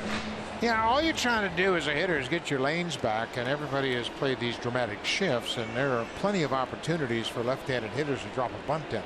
You can see where Manny Machado is now. That's Manny that they moved back there instead of Flaherty. Flaherty was there earlier in the game when Carrera dropped down a bunt for a base hit. Now Manny Machado playing a very familiar position. Because they had the shift on, and that's Flaherty out in right field. That's what they did last night when Michael stepped up.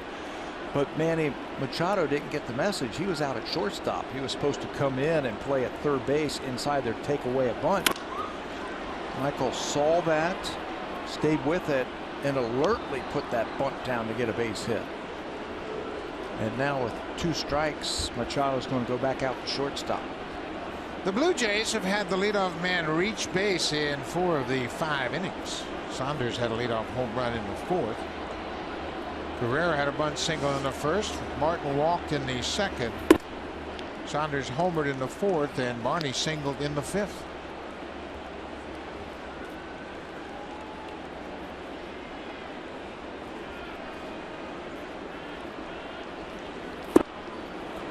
There's that splitter for the first out of the bottom of the 6th.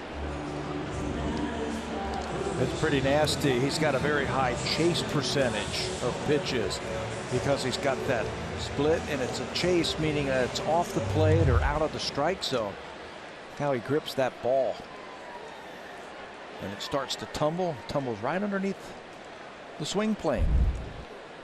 Really moves like a sinking fastball. He splits his fingers and creates that downward movement. Justin Smoke 0 for 1.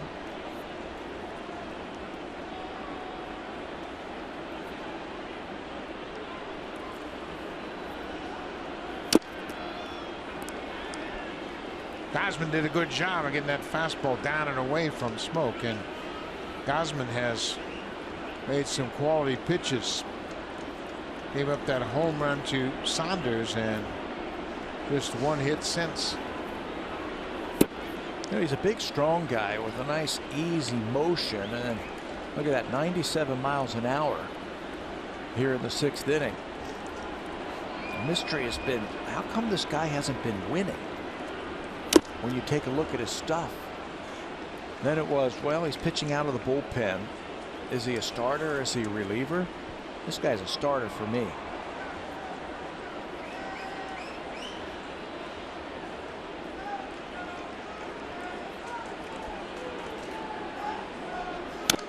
They haven't scored many runs when Gausman is on the mound. And that has led to the fact that he hasn't won a game yet. He is 0-3. 6 no decisions.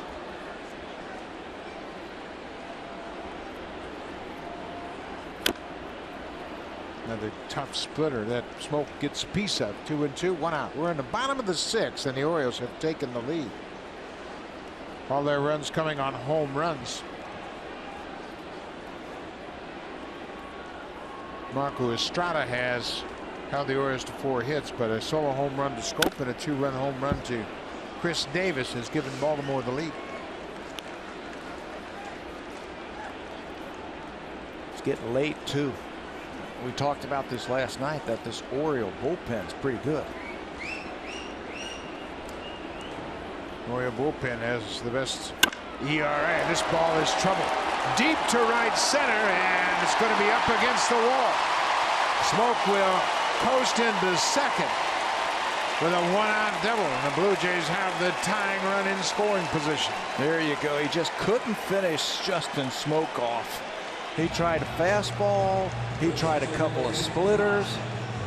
Once he got to 2 strikes, and it looks like another low splitter, and Smoke goes down there and gets it. Short ups the wall in right center field. Cruises into second base with another double. 8th double of the season for Smoke.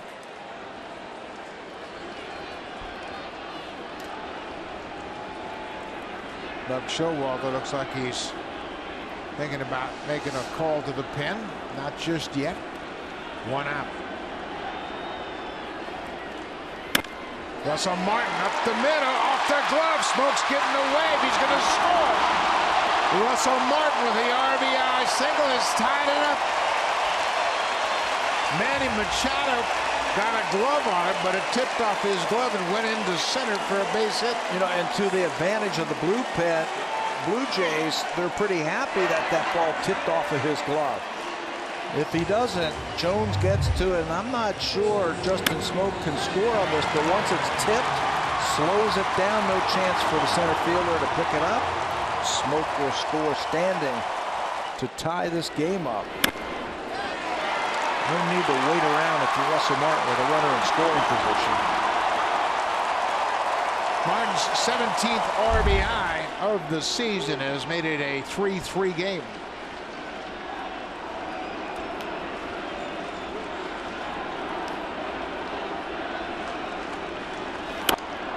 Pilar goes after the first pitch. Wieters will watch it sail over the netting out of play.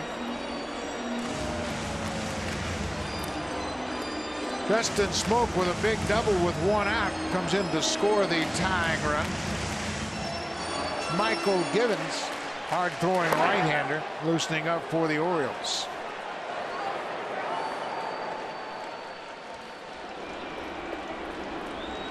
Buck Showalter used just 2 relievers last night. Dylan Bundy for 2 1/3. Zach Britton closed it out in the 9th.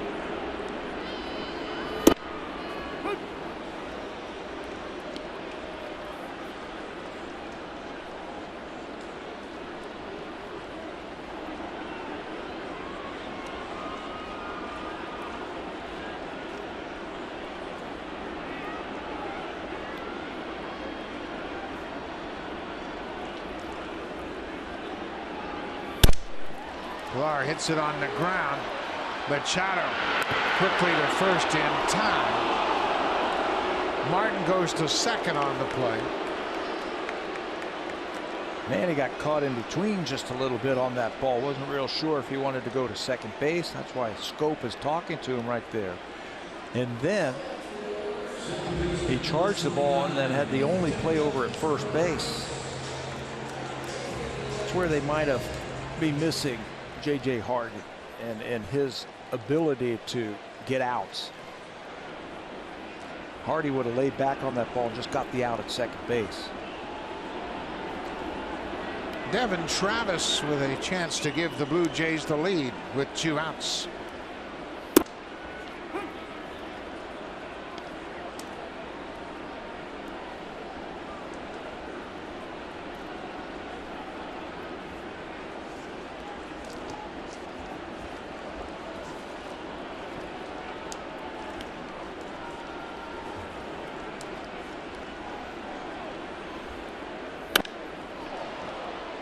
And the right approach.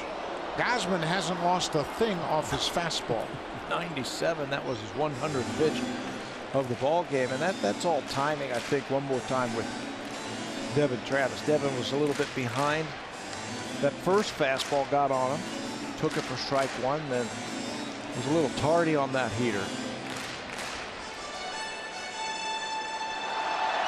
He was saying the other day, he says, you don't see these type of fastballs in the minor leagues.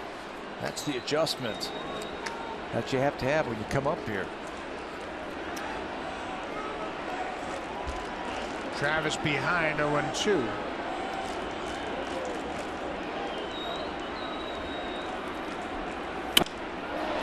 Fly ball to right. Reimold is there, but the Blue Jays have tied it up. Russell Martin with an RBI base hit to center field. It's a 3-3 game. Martin with RBIs in each of these 2 games. Smoke had the big double. He scores.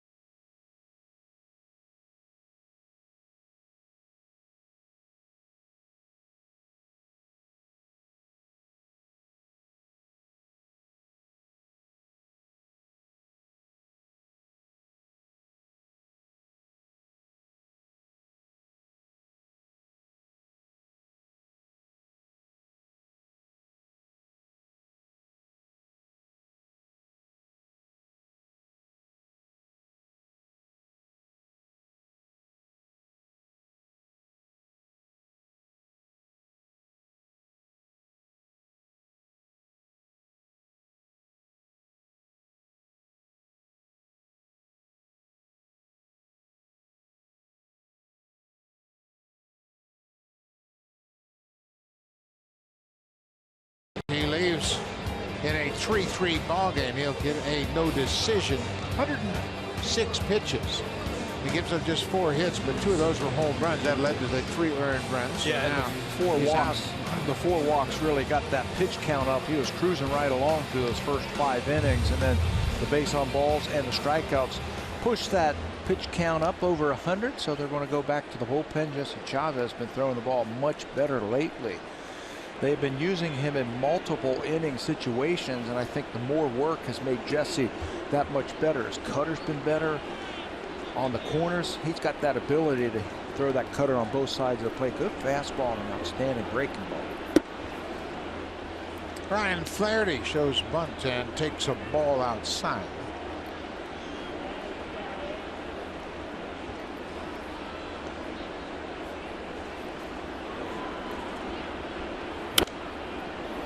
Chavez pitched on Wednesday afternoon in Detroit through an inning and 2/3. He had a walk and 3 strikeouts. He was very efficient through just 25 pitches in that outing against the Tigers. Ground ball. Devin Travis takes it right on the edge of the infield dirt. 1 down. He has been pitching much better over his last 5 games. He hasn't allowed an earned run.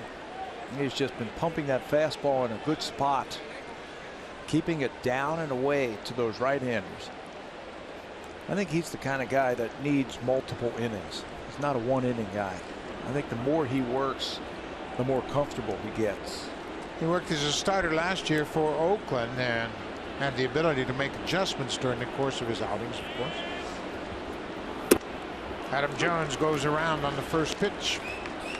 Jones, the center fielder, 0 for 3. He was robbed of a base hit in the 4th inning on a nice defensive play by Darwin Barney at short. Went in the hole and from the outfield grass threw him out. Fastball away, fastball in. At times he was getting a little bit slow with his arm swing, and that's how he was getting underneath the ball. Remember that? About 3 weeks ago, getting underneath the ball, and he wasn't able to control it. Now his arm swings a little bit quicker, getting on top of the ball. He got underneath that one and elevated it up, and Jones was able to foul it back. Jones is batting .239 coming into this game. He's dropped a couple of points down to .236. Last year he had .269. Jones's goal has always been to hit .300 in the big leagues. He hasn't accomplished that yet.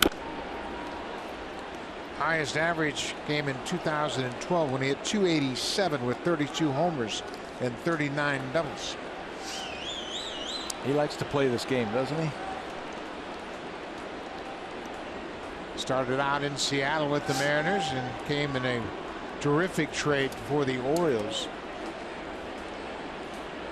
Picked up Chris Tillman and Adam Jones as the 2 centerpieces for Eric Bedard. What a year Chris Tillman's having too, huh? Tillman's off to a great start.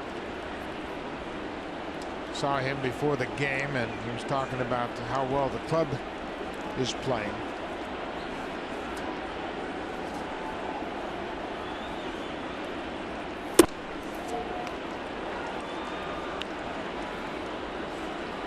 Two and 2 count to Jones with 1 out here in the 7th.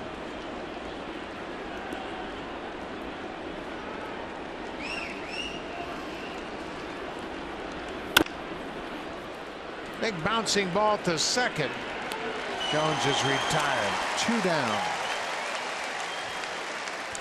This copyrighted telecast is presented by authority of Rogers Blue Jays Baseball Partnership and may not be reproduced or retransmitted in any form. And the accounts and descriptions of this game may not be disseminated without the express written consent of Rogers Blue Jays Baseball Partnership.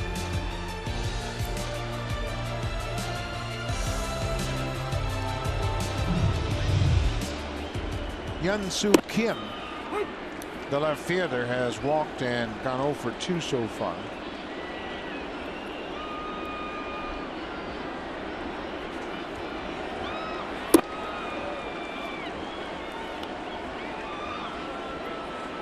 Jesse Chavez in relief of Marco Estrada.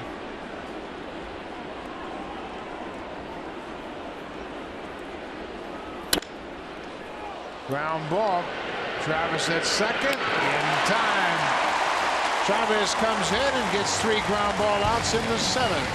We'll go to the bottom of the 7th. It's a 3-3 game.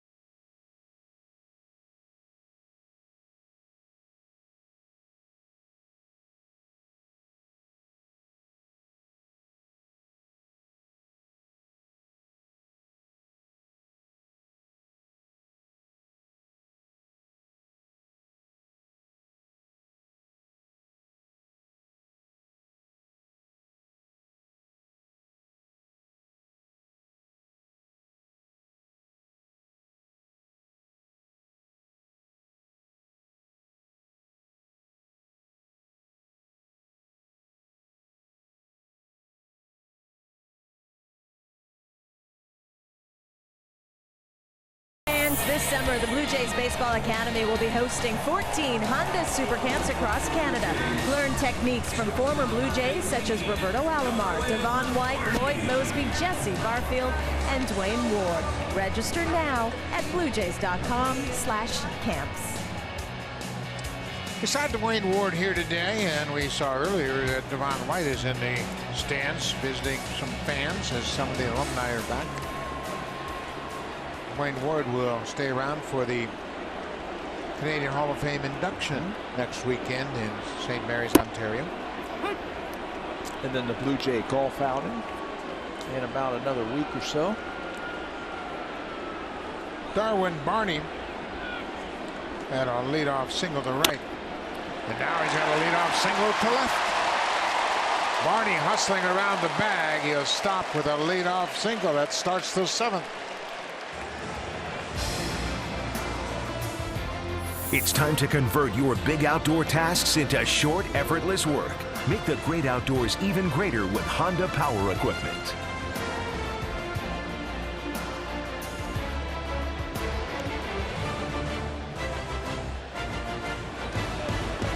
Ezequiel Carrera had a bunt single in the first, came around to score the first run of this ball game. Ryan Flaherty, he's really in at third base. Yeah, right down the throat of Carrera, expecting that bunt. Carrera pulls the bat back. The Blue Jays have done a pretty good job of practicing this. There's always a group of guys out here early before batting practice, either hitting off a coach or hitting off a pitching machine. And Carrera is always out making sure he keeps his bunting skills intact. Dragging it up the first base line. And they're looking for that same thing right here. If they keep asking him to bunt, bring it up the first base line with you.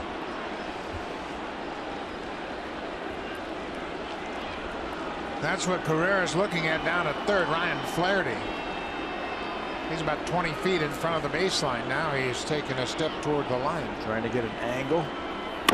Run it up the first baseline, and it's a good one. Gosman will underhand to Davis. Good job by Carrera as he pushes Barney to second with the sacrifice bunt.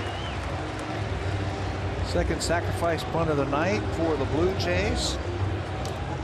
And Carrera gets the runner in scoring position. That brings the manager out. Buck Showalter has made the call to the bullpen. He doesn't want Gosman to face Donaldson a 4th time in this game. So Kevin Gausman is out. Michael Givens is in. Josh Donaldson will be the batter when we come back in this 3-3 game.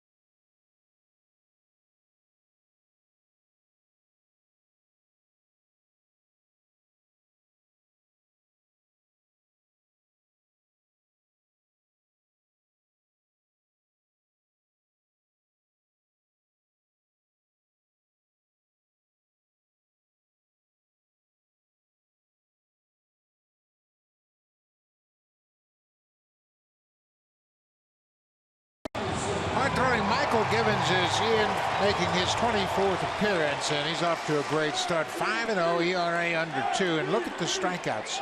40 strikeouts. That's tied for third in the American League, behind Dylan Matanzas and Andrew Miller. For relief pitchers, and you can see why he's tough on righties. The numbers bear it out. That's why Buck Showalter wants him in here against these tough right-handers. He's got a heavy sinking fastball and an outstanding slider. It rates as a 60 on a scale of 20 to 80, which is outstanding. 60 with that slider, and I'm sure Donaldson and Encarnacion will see their share of them. Givens was a position player in his first 3 years with the Orioles, 2010 through 2012. Then he made the transition to pitching. He's never started a game. He's always worked as a reliever. He is 26 years old. He comes from Tampa, Florida. That's a nasty slider, flat, late-breaking slider. From that three-quarter arm slot, tough on righties.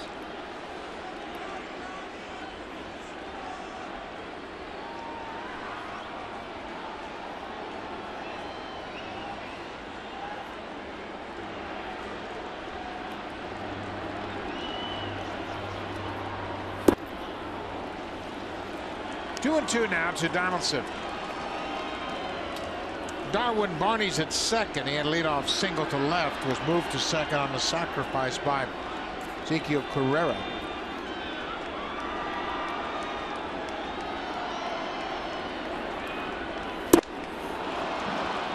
Givens strikes out Donaldson. A nasty slider down and away.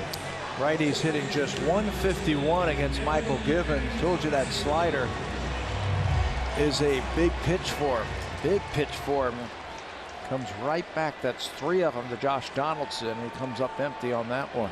Among American League relievers, Dylan Matanzas has 57 strikeouts. He's first, and then his teammate Andrew Miller has 48.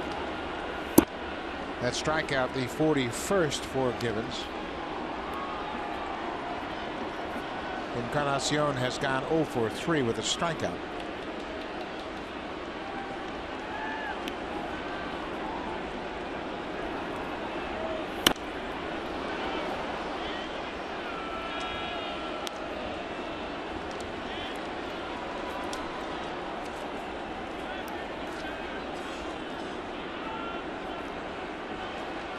Bottom of the 7th.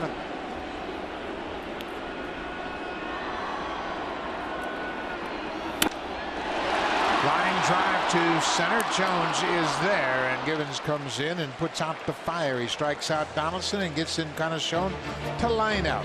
We'll go to the 8th.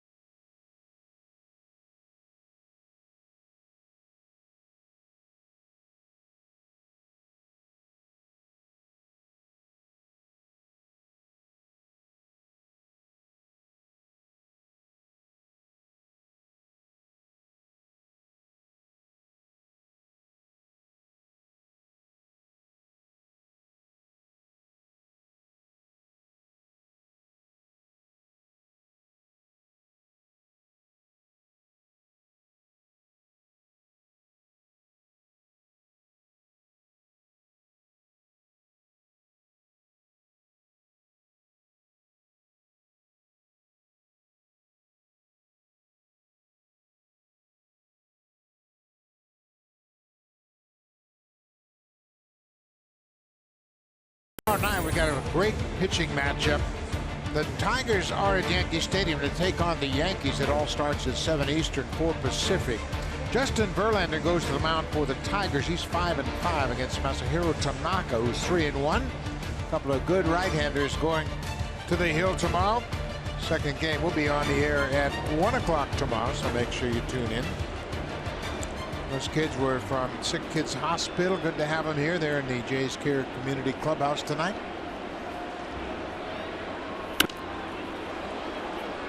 Jesse Chavez. Pat mentioned the fact that Chavez has done a good job pitching multiple innings. He came in and had a 3-up, 3-down 7th, so he's pitching here in the 8th. And stretched him out in spring training. Remember, he was in line as one of the guys battling for that starting rotation spot. So they stretch him out in spring training. They put him in the bullpen with the idea that he can give you multiple innings, and he's done a good job with that. Chavez has not allowed an earned run in his last 5 games. You mentioned he has really pitched well, and he's gone multiple innings 3 times in those 5 appearances. Bullpens just aren't built that way anymore, are they? A lot of 1-inning hard throwers. Well, and I think that's a mistake. I think you got to stretch guys out. Pitchers have never been stronger, never been in better shape. But I think we have just coached them down, coached them into 1-inning pitchers. How about the job Dylan Bundy did last night? I thought he saved the game for him. The Orioles went 2 1/3. This is a broken bat, little pop up that Smoke's going to catch. Well, now let's check in with Jamie Campbell.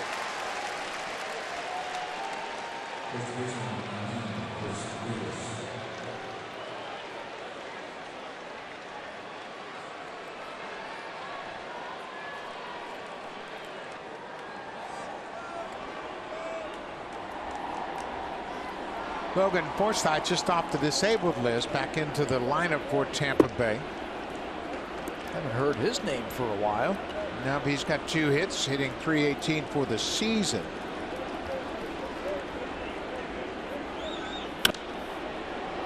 Big Chris Davis. He hit a 2-run home run in the 6th off Marco Estrada.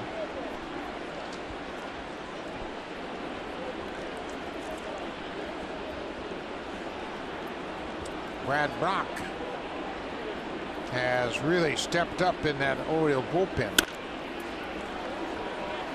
Tricky hop for Devin Travis. He stays with it and throws out Chris Davis. Jesse Chavez taking over from Marco Estrada, and Estrada goes 6 innings, allows 4 hits. It's the 9th straight start. Estrada has pitched 6+ innings, allowing 5 or fewer hits. That's a franchise record. Consistent. He's been terrific. Get deep into a ball game. 5 hits or fewer in 8 consecutive starts.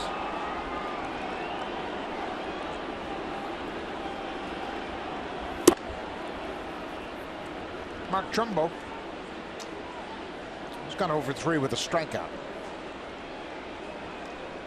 The last time Marco gave up more than 5 hits was against Baltimore in his 3rd start of the season. He gave up 6 hits in that game. That's called being consistent, isn't it? 3-0. Good pitch from Chavez.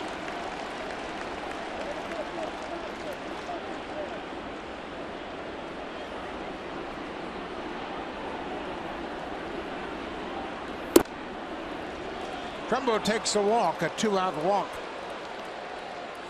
as Chavez allows the first base runner to reach since coming into the ball game in the 7th.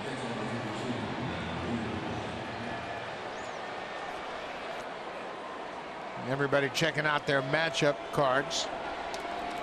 Oriole hitters against the Blue Jays bullpen.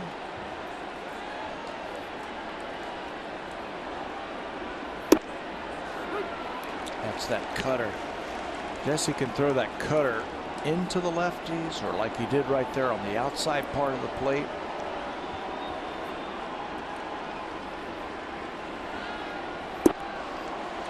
Jesse threw 2 innings in the Giants game out in San Francisco, went 13 innings. He pitched 2 good innings, allowed 2 hits and a couple of walks as Pat Venditti loosens it up.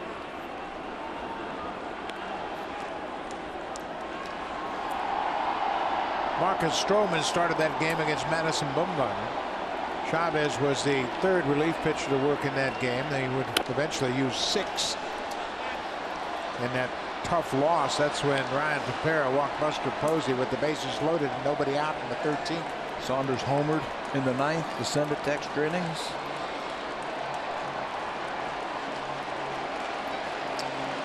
Two and 2 to Matt Wieters.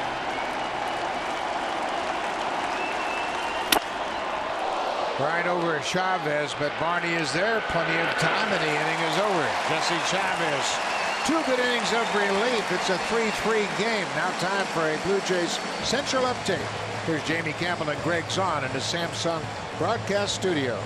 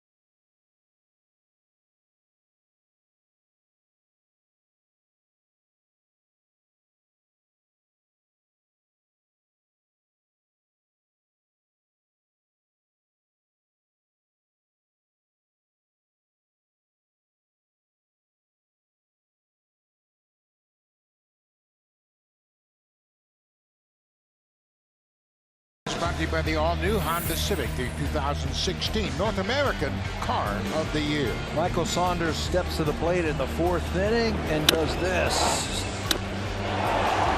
Home run to right field, his 10th home run. He reaches double digits in home runs for the first time since 2013.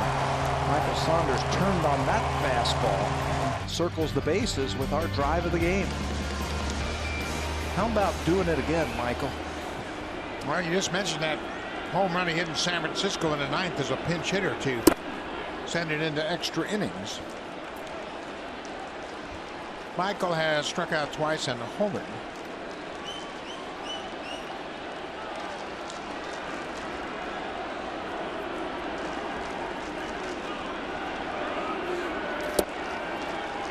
The breaking ball. Michael Givens was a shortstop and second baseman in the minor leagues. As we mentioned, he played infield, had some good speed, but he didn't hit much. So they said, you know what, you got a good arm. Let's take advantage of that. Seen that a few times, haven't we, in this game? Alexi Ogando was a former everyday player, turned into a pretty good reliever. Ground ball. Spoke throws him out. Saunders retired, 1 down. Can't hit, but you can pitch. He's got a good arm. They mentioned he's just turned 26 on the 13th of May. He's never lost in his big league career. He's 5-0 this year, 2-0 last year, 7-0 combined. First O's pitcher to begin his career with 7 consecutive wins as a reliever. Justin Smoke had a 1-out double in the 6th and came around to score the tying run on the base hit by Russell Martin.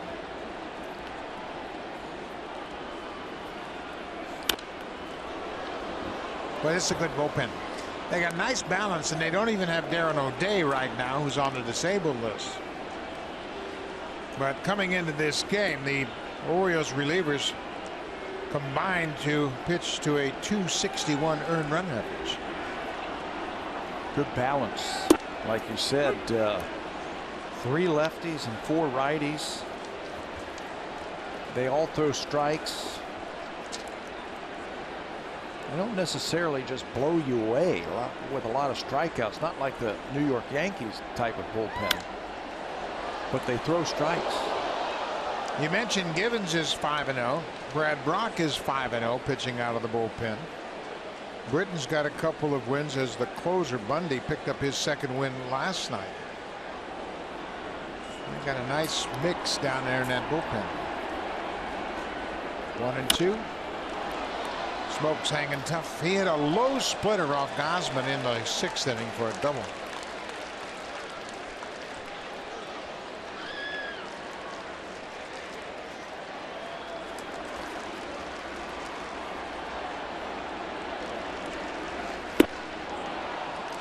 Elevates that pitch for the strikeout. Givens has retired all 4 batters he's faced since coming in the game. Roberto Osuna loosening up for the Blue Jays. Looking ahead to the Orioles lineup in the 9th, it's Scope, Reimold, and Flaherty, bottom 3rd of the order.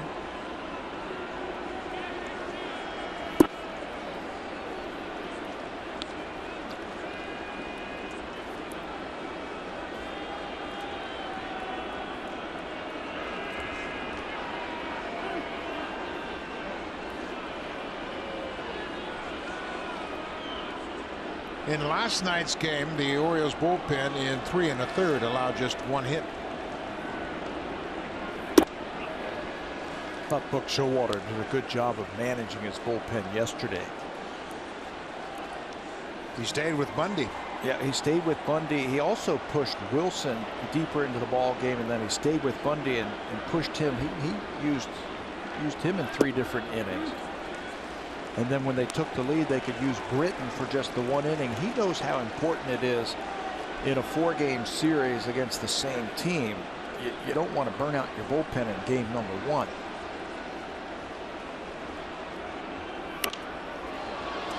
This bullpen is a very tight-knit group as well.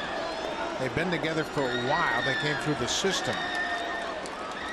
And they had a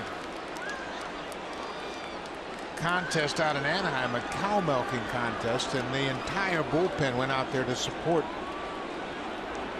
the pitcher that was milking the cow, Dylan Bundy. So Russell Martin draws a 2-out walk.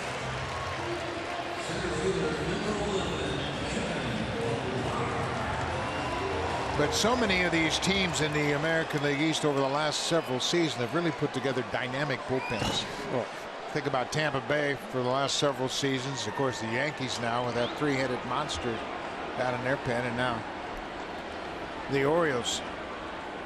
That's one of the things that the Red Sox wanted to improve over the winter. Get some hard throwers in that bullpen.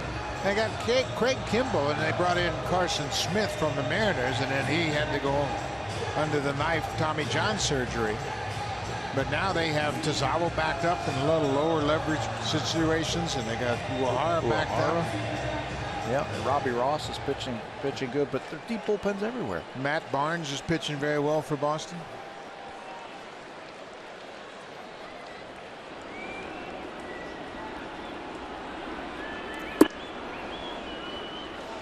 Two 2-0 to Kevin Pillar, 2 outs.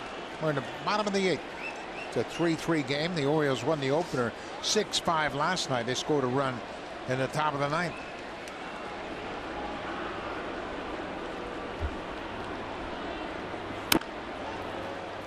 .2-0 slider. Yeah, it's a wicked slider. It's a different slider. It's kind of like a flat slider, but it breaks dramatically away from the right-handed hitters. Comes from a pretty tough angle right there. Kevin Pillar was expecting fastball in a 2-0 count, and he crossed him up and threw him a slider. You saw the check swing from Pillar. Another one. Left that one on the inside part of the plate.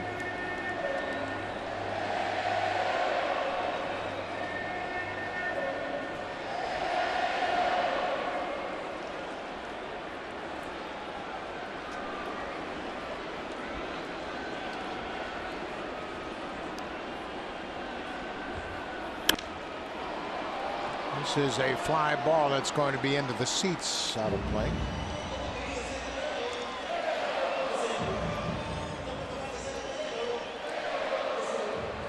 This is where you say, let's watch Russell Martin run right here. This is where you're hoping for an extra base hit. Something down the lines or something over the heads of the outfielders so you can watch Russell run.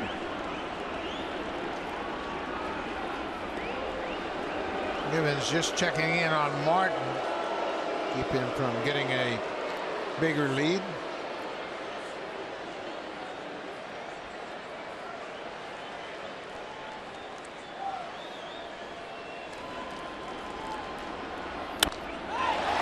That's going to hook foul.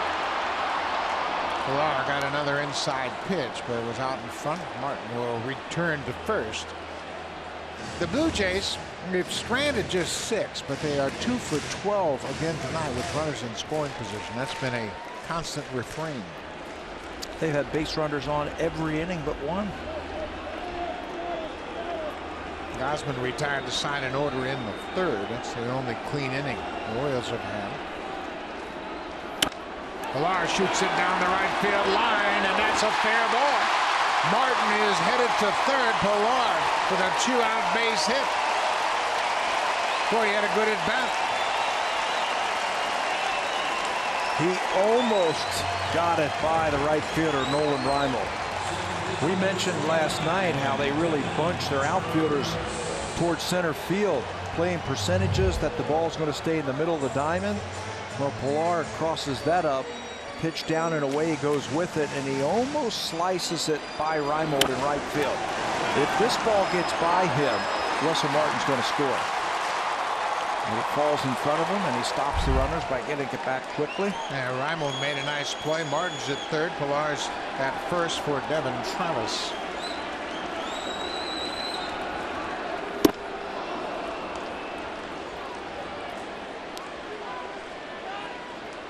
Martin's got to be heads up as Givens throws a lot of breaking balls. He could bounce one in the dirt here. Hold on to it just a little bit too long.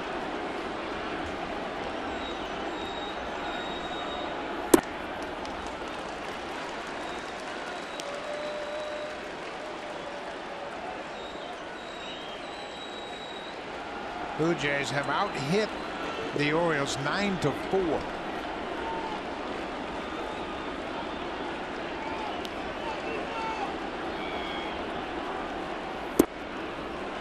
It's a good take from Travis. Nasty breaking ball. It's 2-1. He's been paying attention. He's going to get breaking balls. Yeah. Givens isn't going to come in there with a fastball in this situation. He's going to have to hit that slider.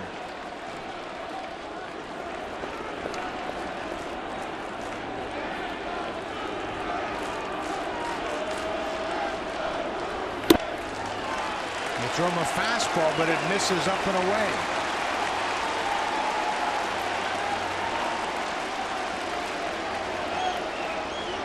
Darwin Barney's 2 for 3 tonight. He's standing on deck.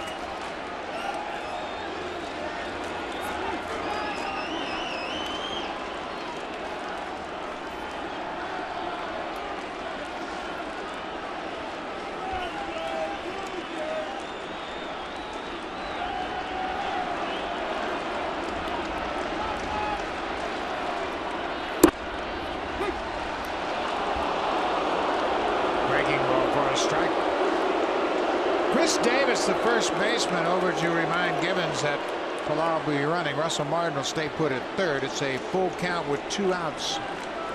Saying make sure he goes home, doesn't step off, Try a pickoff. There he goes.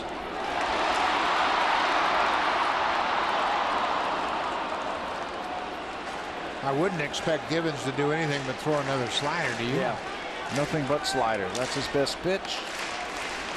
He's got a good one. He's thrown a lot of pitches. 36 pitches now in an inning and a third. He's got a great right field stroke, Devin Travis. Break it out right here.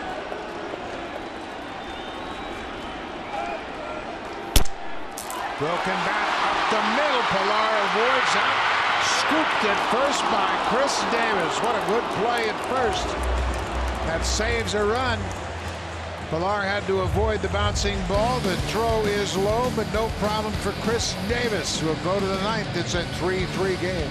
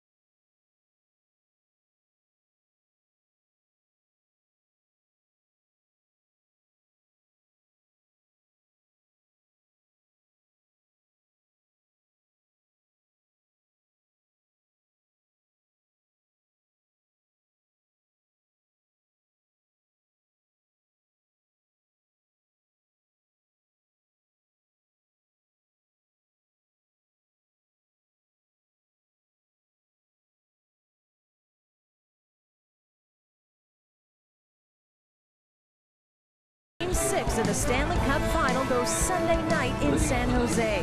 The Sharks are down 3-2 in the series, but can they force a Game 7? Catch all the action at 8 Eastern, 5 Pacific on CBC. Thank you very much, Hazel. Beautiful evening here at Rogers Center. The roof is wide open. 19 degrees at the start of play. Roberto Osuna making his 29th appearance in this tie game. Roberto was a losing pitcher in last night's game when he entered the ninth inning. Gave up a double and a sacrifice fly that ended up being the game winner. First pitch swinging is Jonathan Schoop. Schoop homered in the 5th inning off Marco Estrada. It's the first Oriole run. That made it a 2-1 ball game at the time, and then Chris Davis homered in the 6th, a 2-run homer. Give Baltimore the lead, and the Blue Jays tied it up. Russell Martin with an RBI single, bottom of the 6th.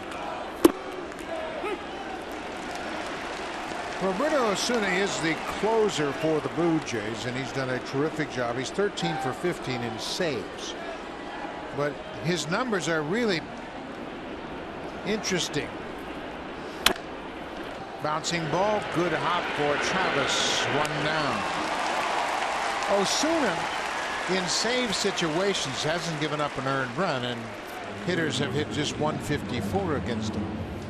In non-save situations, he's got a 4.15 earned run average and a 255 opponent's batting average.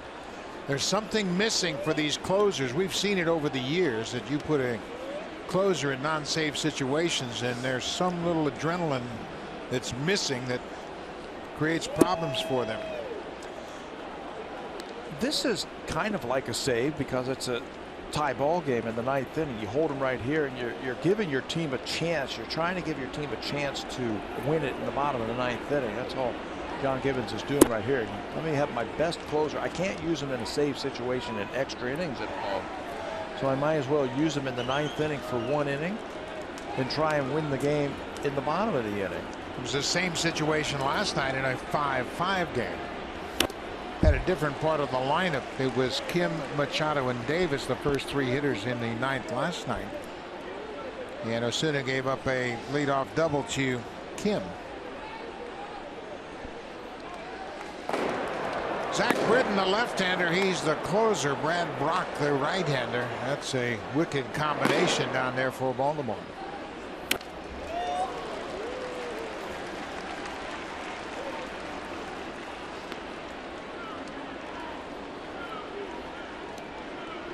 Nolan Reimold, he singled in the 5th. 1 for 3 on the night.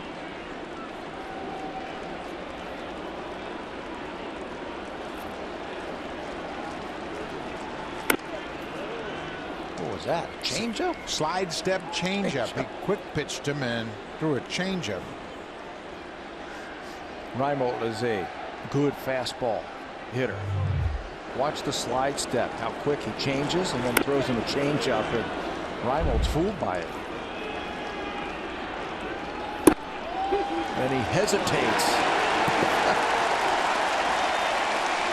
There's more to Roberto Osuna than just a 95, 97 mile an hour fastball. Rolls that ball out. Watch the hesitation this time. When he gets right there, holds, drops a slider on Reimold. Just 21 years old, pitching like a veteran. 2 outs.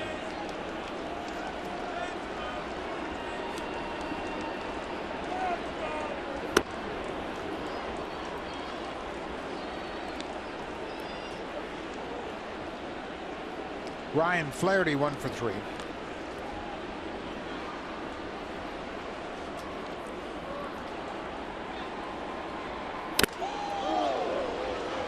So Martin's had some tough foul chips tonight. That would knocked his mask off.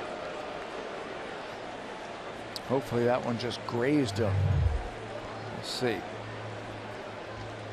right off the top, all the way back.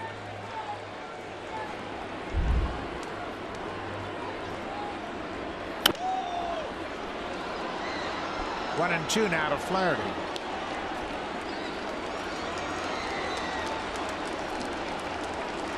For the Blue Jays in the bottom of the ninth, it's Darwin Barney leading things off, and he's had 2 leadoff singles tonight.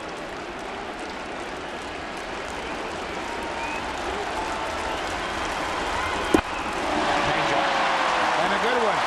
Flaherty strikes out. A couple of strikeouts in the inning for Osuna. It's a 3-3 game. Darwin Barney will start things off, and he'll face Brad Brock.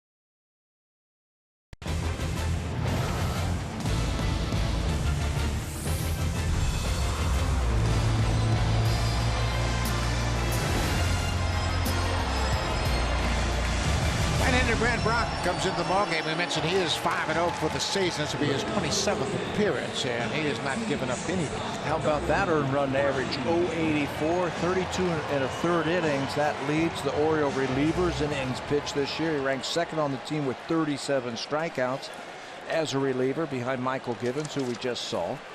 He is also 5-0. Like Buck says, he's got a good sinking fastball with some tailing action on it, a slider and a split. He's had a good start to his 2016.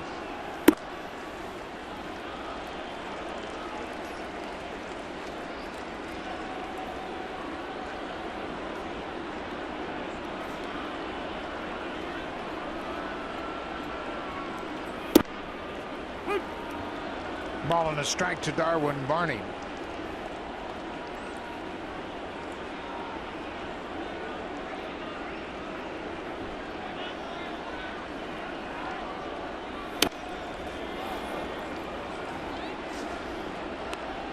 Buck Showalter does a terrific job of managing his bullpen.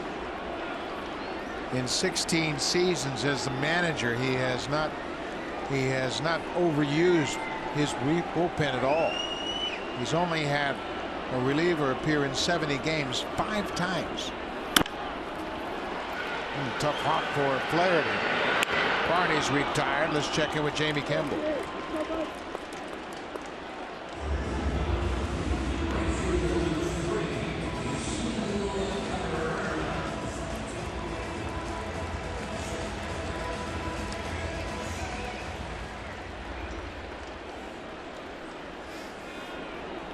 Bogart's home run number 7.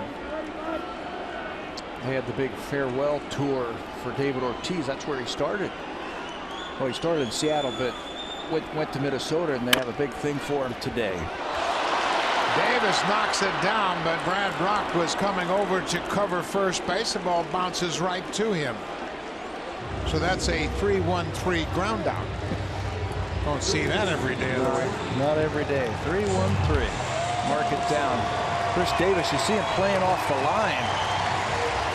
Not anticipating Carrera getting the ball by him. He knocks it down, shovels it over to Brock, who returns the throw to get the out.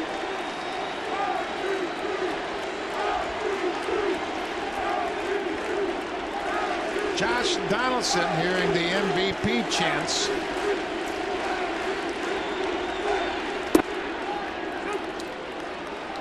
Donaldson is 3 for 7 against Brad Brock.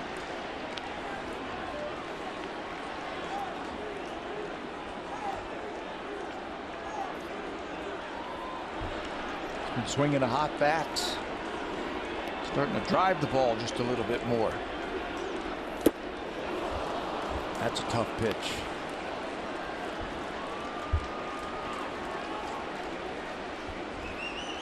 Brock has allowed just 1 home run in 32 1/3 innings coming into this game.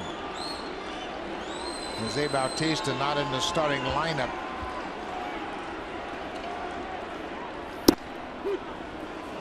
And Brock strikes out Donaldson on a fastball away.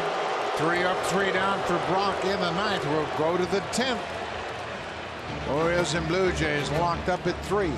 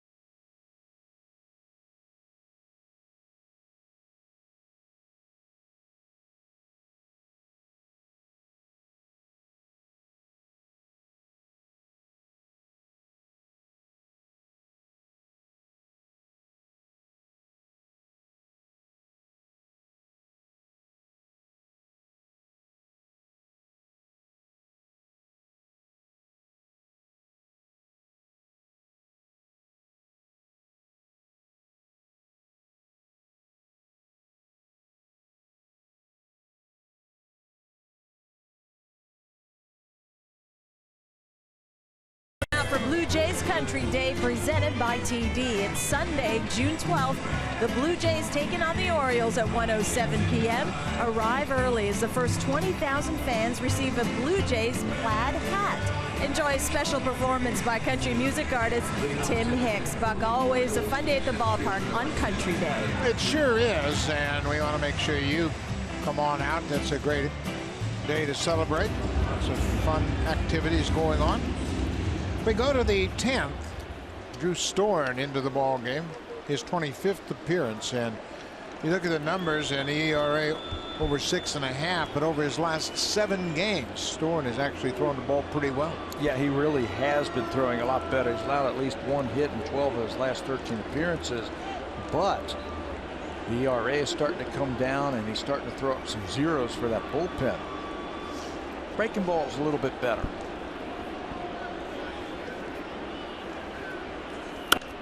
Adam Jones fouls it into the seats. The leadoff man for the Orioles is 0 for 4.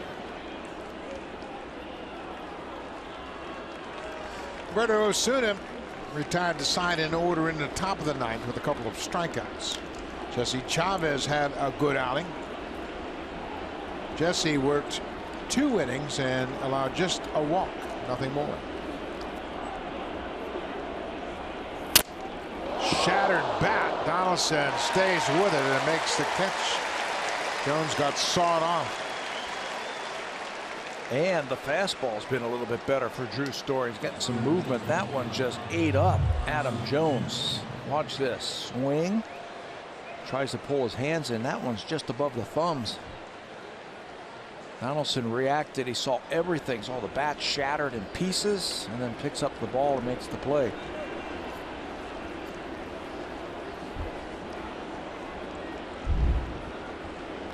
Hyun-Soo Kim, he's 0 for 3 with a walk. He struck out in the 5th. Kim's average now at .353.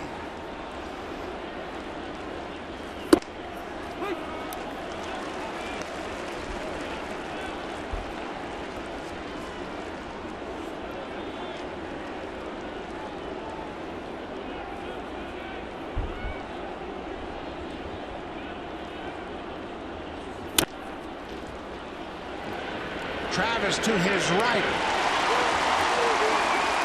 2 up, 2 down.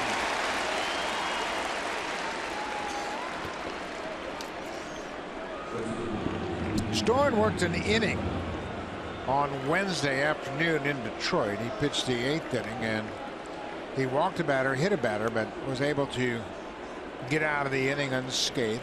He stranded a pair. That inning he threw 22 pitches. Manny Machado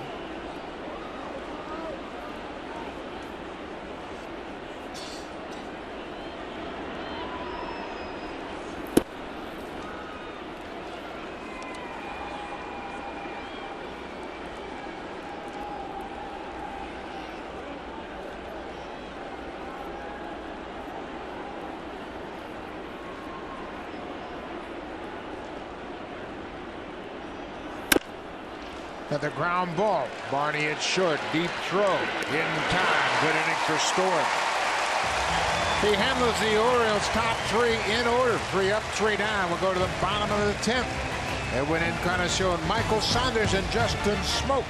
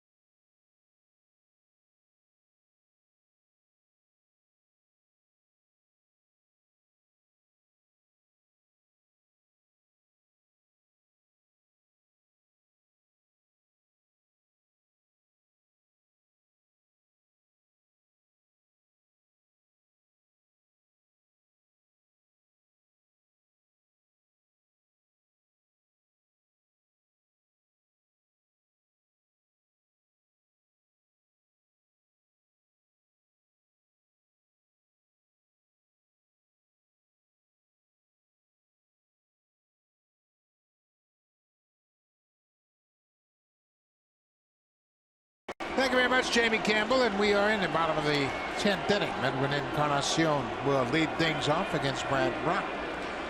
Brock had no problems with the Blue Jays in the ninth, 3 up, 3 down. And he struck out Josh Donaldson with a fastball away. Encarnacion is 0 for 4. He is looking for one pitch in one area right here. Something inside. He was talking about that yesterday. I got to wait for my pitch.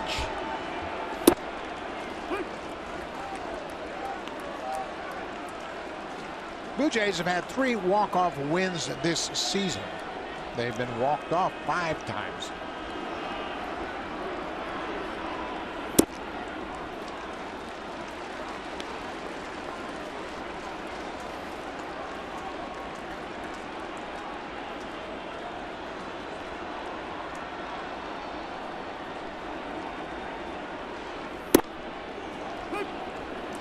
Keeping everything away from Edwin. Ryan Goins loosening up in case Encarnacion reaches base. That's what he meant about my pitch. My pitch is on the inner half. Something that I can pull. Pitchers have kept everything away from them. They might show a ball inside, but everything has been away. Michael Saunders has homered tonight. 3-2. That might have been his pitch. Fastball on the inner half. It was 96, and this Orioles bullpen, they've got some good arms. Bautista did not start. He's got a strained hip flexor. Doesn't look like he's even thinking about an at bat. Fly ball deep to right. Get up, ball, get up, and gone! The 5th walk-off home run for Edwin Encarnacion.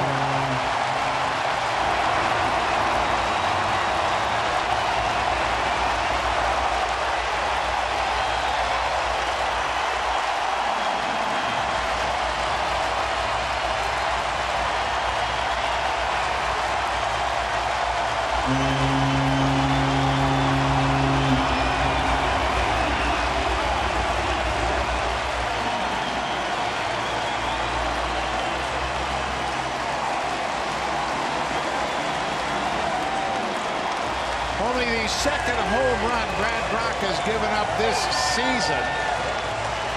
And Edwin's 5th walk-off home run of his career. And the Blue Jays win it 4-3. Well, he got his pitch. He didn't have to pull it to knock it out of here. He went the other way. It shows you how strong Edwin Encarnacion is. He missed a couple of them, from fly balls to right field, one to center field. In a couple of earlier at-bats, they stayed out there one more time, and Edwin knows it. You can break it down right now and get into the Ed wing because this game is over. Drives that ball right out of here. For the Blue Jays, that's their 4th walk-off win of the season. That evens the series to a game apiece. Drew Storen is the winner as the Blue Jays score with a home run in the 9th off the bat of Encarnacion. He has now had an RBI in 8 straight games against the Orioles. We'll be back tomorrow. Here's Jamie Campbell and Greg Zahn, Blue Jays Central. Thanks for watching.